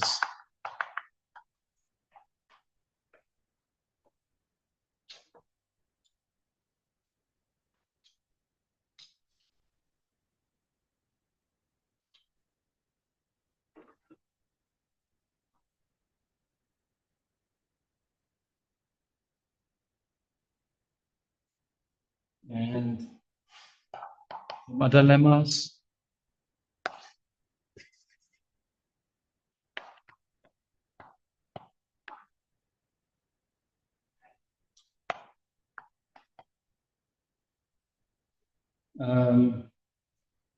We now want to want to not make statements just about A mod and B mod, but about finite linear categories. So I should write here from now on, A and B are finite linear all the time. Then in particular, we have the linear product. And the lemma here is that if I look at the right exact functors from the Cartesian product of A and B to any other category C, then this is equivalent to the right exact functors when I take the linear product instead here. So in short, the linear product is universal for. No, we have used that it's universal for right exact functors actually, and this is just a reformulation. But it is just a consequence of the definition. But actually, there's another lemma, where one has to prove something. But just by working with opposite categories, we have an analogous statement for that exact.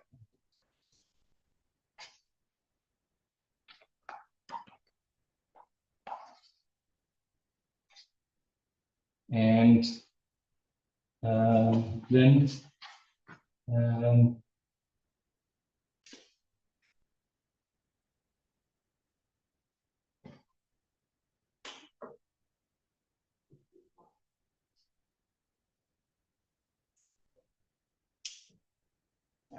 let me write it down anyhow. It's nice to have seen these formulas.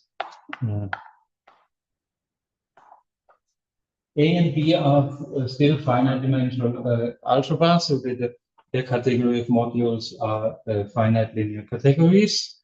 And then one has the following. If I look at the linear product of A mod with mod B, this is equivalent to the linear product of A mod with the opposite of B mod. No, sorry, with B op mod. B op is the same vector space with just the product role of the two factors in the product interchange. And this is, well, actually one can write isomorphic here, the same as if I take, there's a natural algebra structure on A tensor over K B op, and I have here mod, and this is isomorphic to A B bimodules. And again, this one wants to generalize, and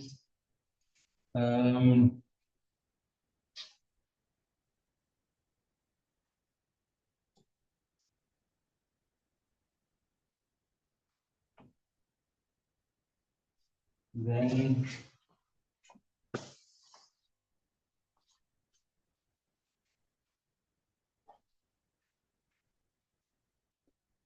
one also uses the following. If we combine this with the Eilenberg-Bos, classical Eilenberg-Bos theorem,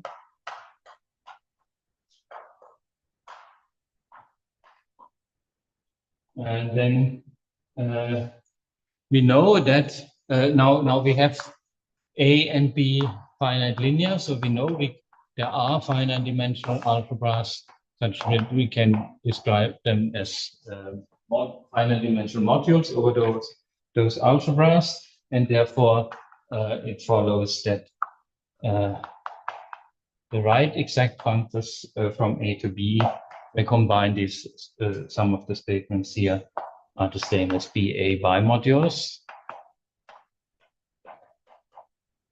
And also by combining it with the statement here, you see that this is also equivalent to A op, the linear product with B.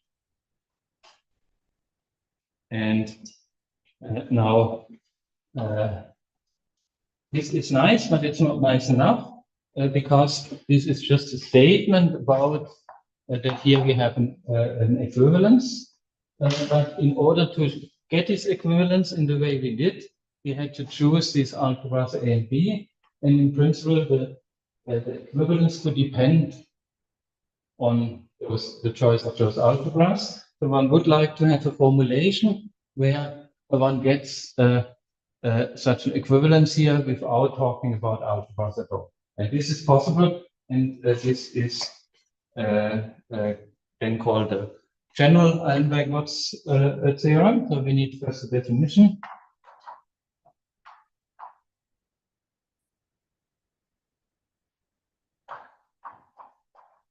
We have some notation. So A, B are finite linear categories. And then we define 4 functors, which we call Eilenberg-Wurz functors, phi L, which depend on A and B, but often I will not write out this. This goes from A op, the linear product with B, to the left exact functors.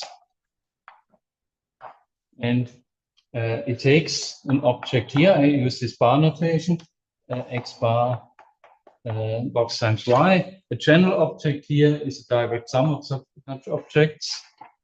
No, in the semi-simple case, it's a direct sum of such objects. In general, it's a bit more complicated, but it's you can show that it's enough to define the functor here. This is sent to some left exact functor, in particular home functors are left exact, so it's natural to try here a home functor. X, and then tensored in the same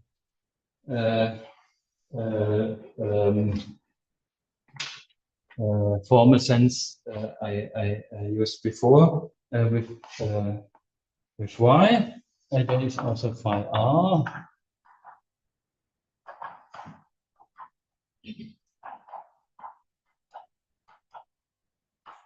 We now go to right exact functors.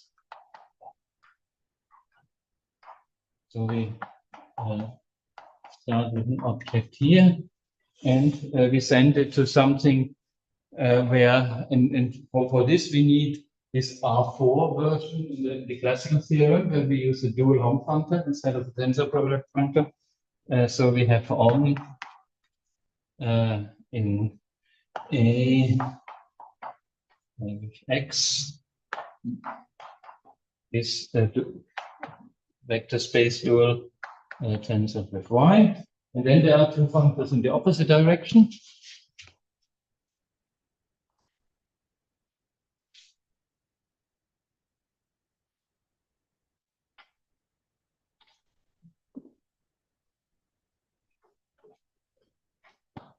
Psi L,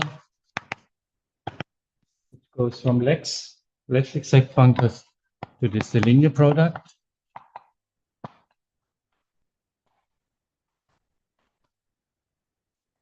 And apply right, which goes from right exact functors to the linear product.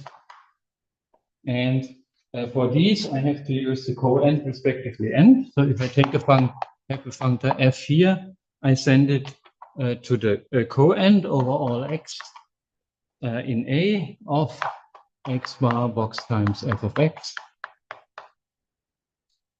And as usual, I use f to denote left exact functors, and for right exact functors, I choose letter G. In this case, I have an end of the same type.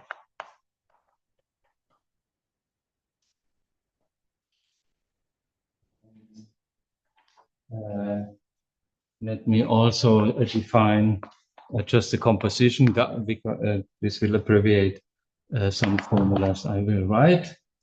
Gamma RL as the composition phi R after psi L, and gamma LR is the composition phi L plus phi R.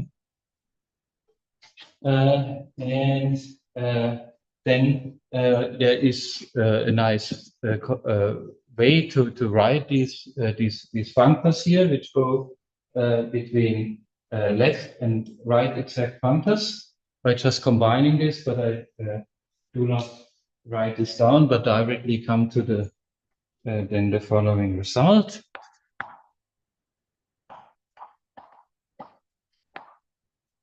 The position, and this would be the general or categorical Eilenberg-Watts theorem.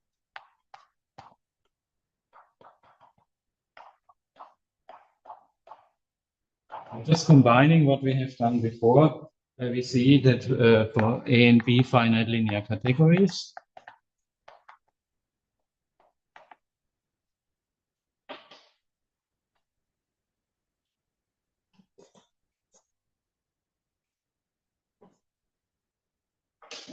we have that there are quasi-inverse pairs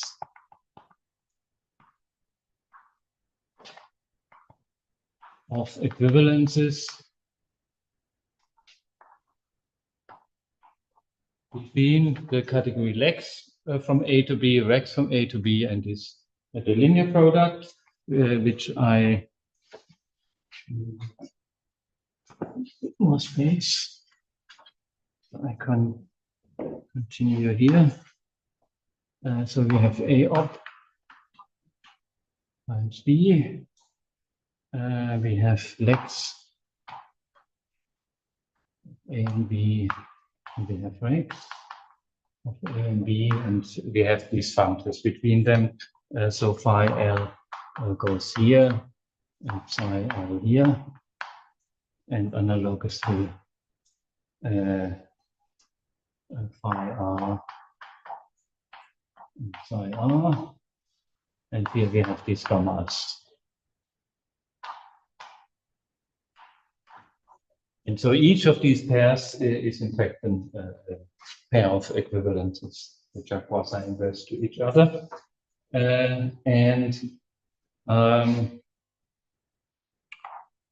This is a proposition. It follows just by combining the various results from before.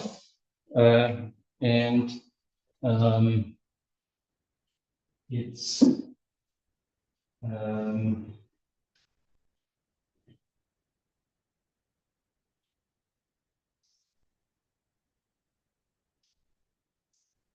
can be used to derive various other results. So, for example,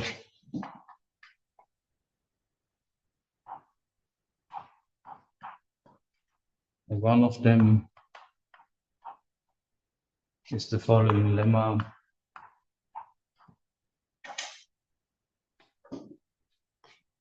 The morphisms, again under the same assumptions, in A op box E, no, C.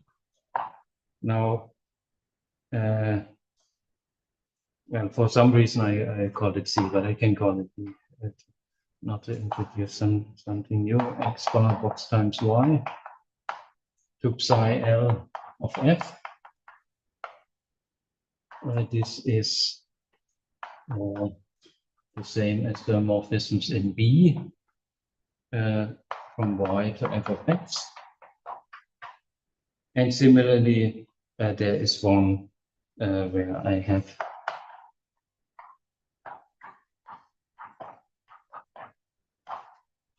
psi now R in the first argument, and then I have to get the right exact functor.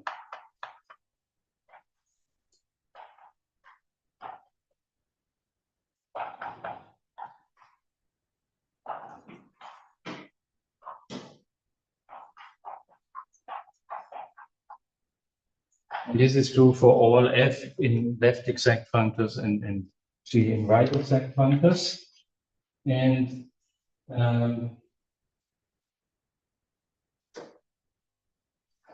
as a consequence of that, remember in psi we have n's or co-n's, as a consequence of that, when you deal with categories which are of the form of such a linear product, you can use various things. Like one example we have actually seen before, which you would not involving ends and co-ends, which otherwise would not be allowed to do, or which in general would not be allowed to do. And I'm more or less at the end, but let's see.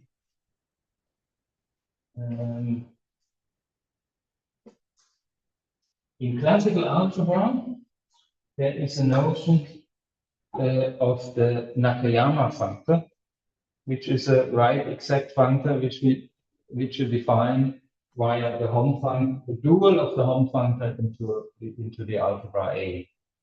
And now having analogs of Eilenberg-Watts for finite linear categories, you can define this also for finite linear categories. And I just want to mention this here and maybe formulate one statement about them.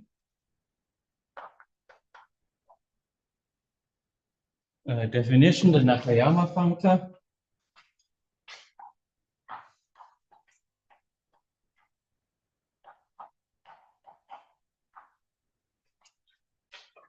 Of finite linear category C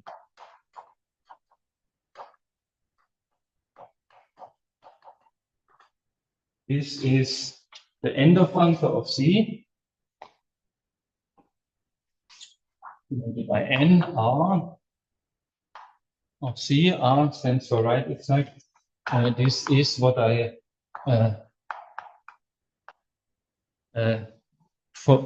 get if I take the identity functor regarded as a left exact functor and transport it to right exact functors via this function here. So by just inserting the definitions, this is the co-end of Hom C into X dual into X. And so this is right exact.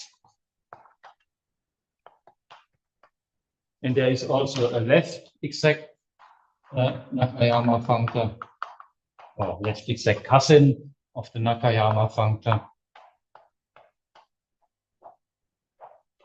where instead I regard now the identity functor as a right exact functor and transport it to left exact functors. So we have an end and then an ordinary Hom functor.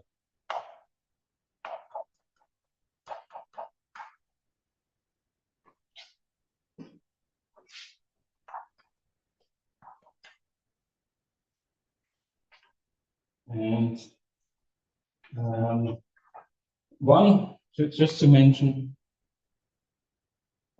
one result, and then we're done for today.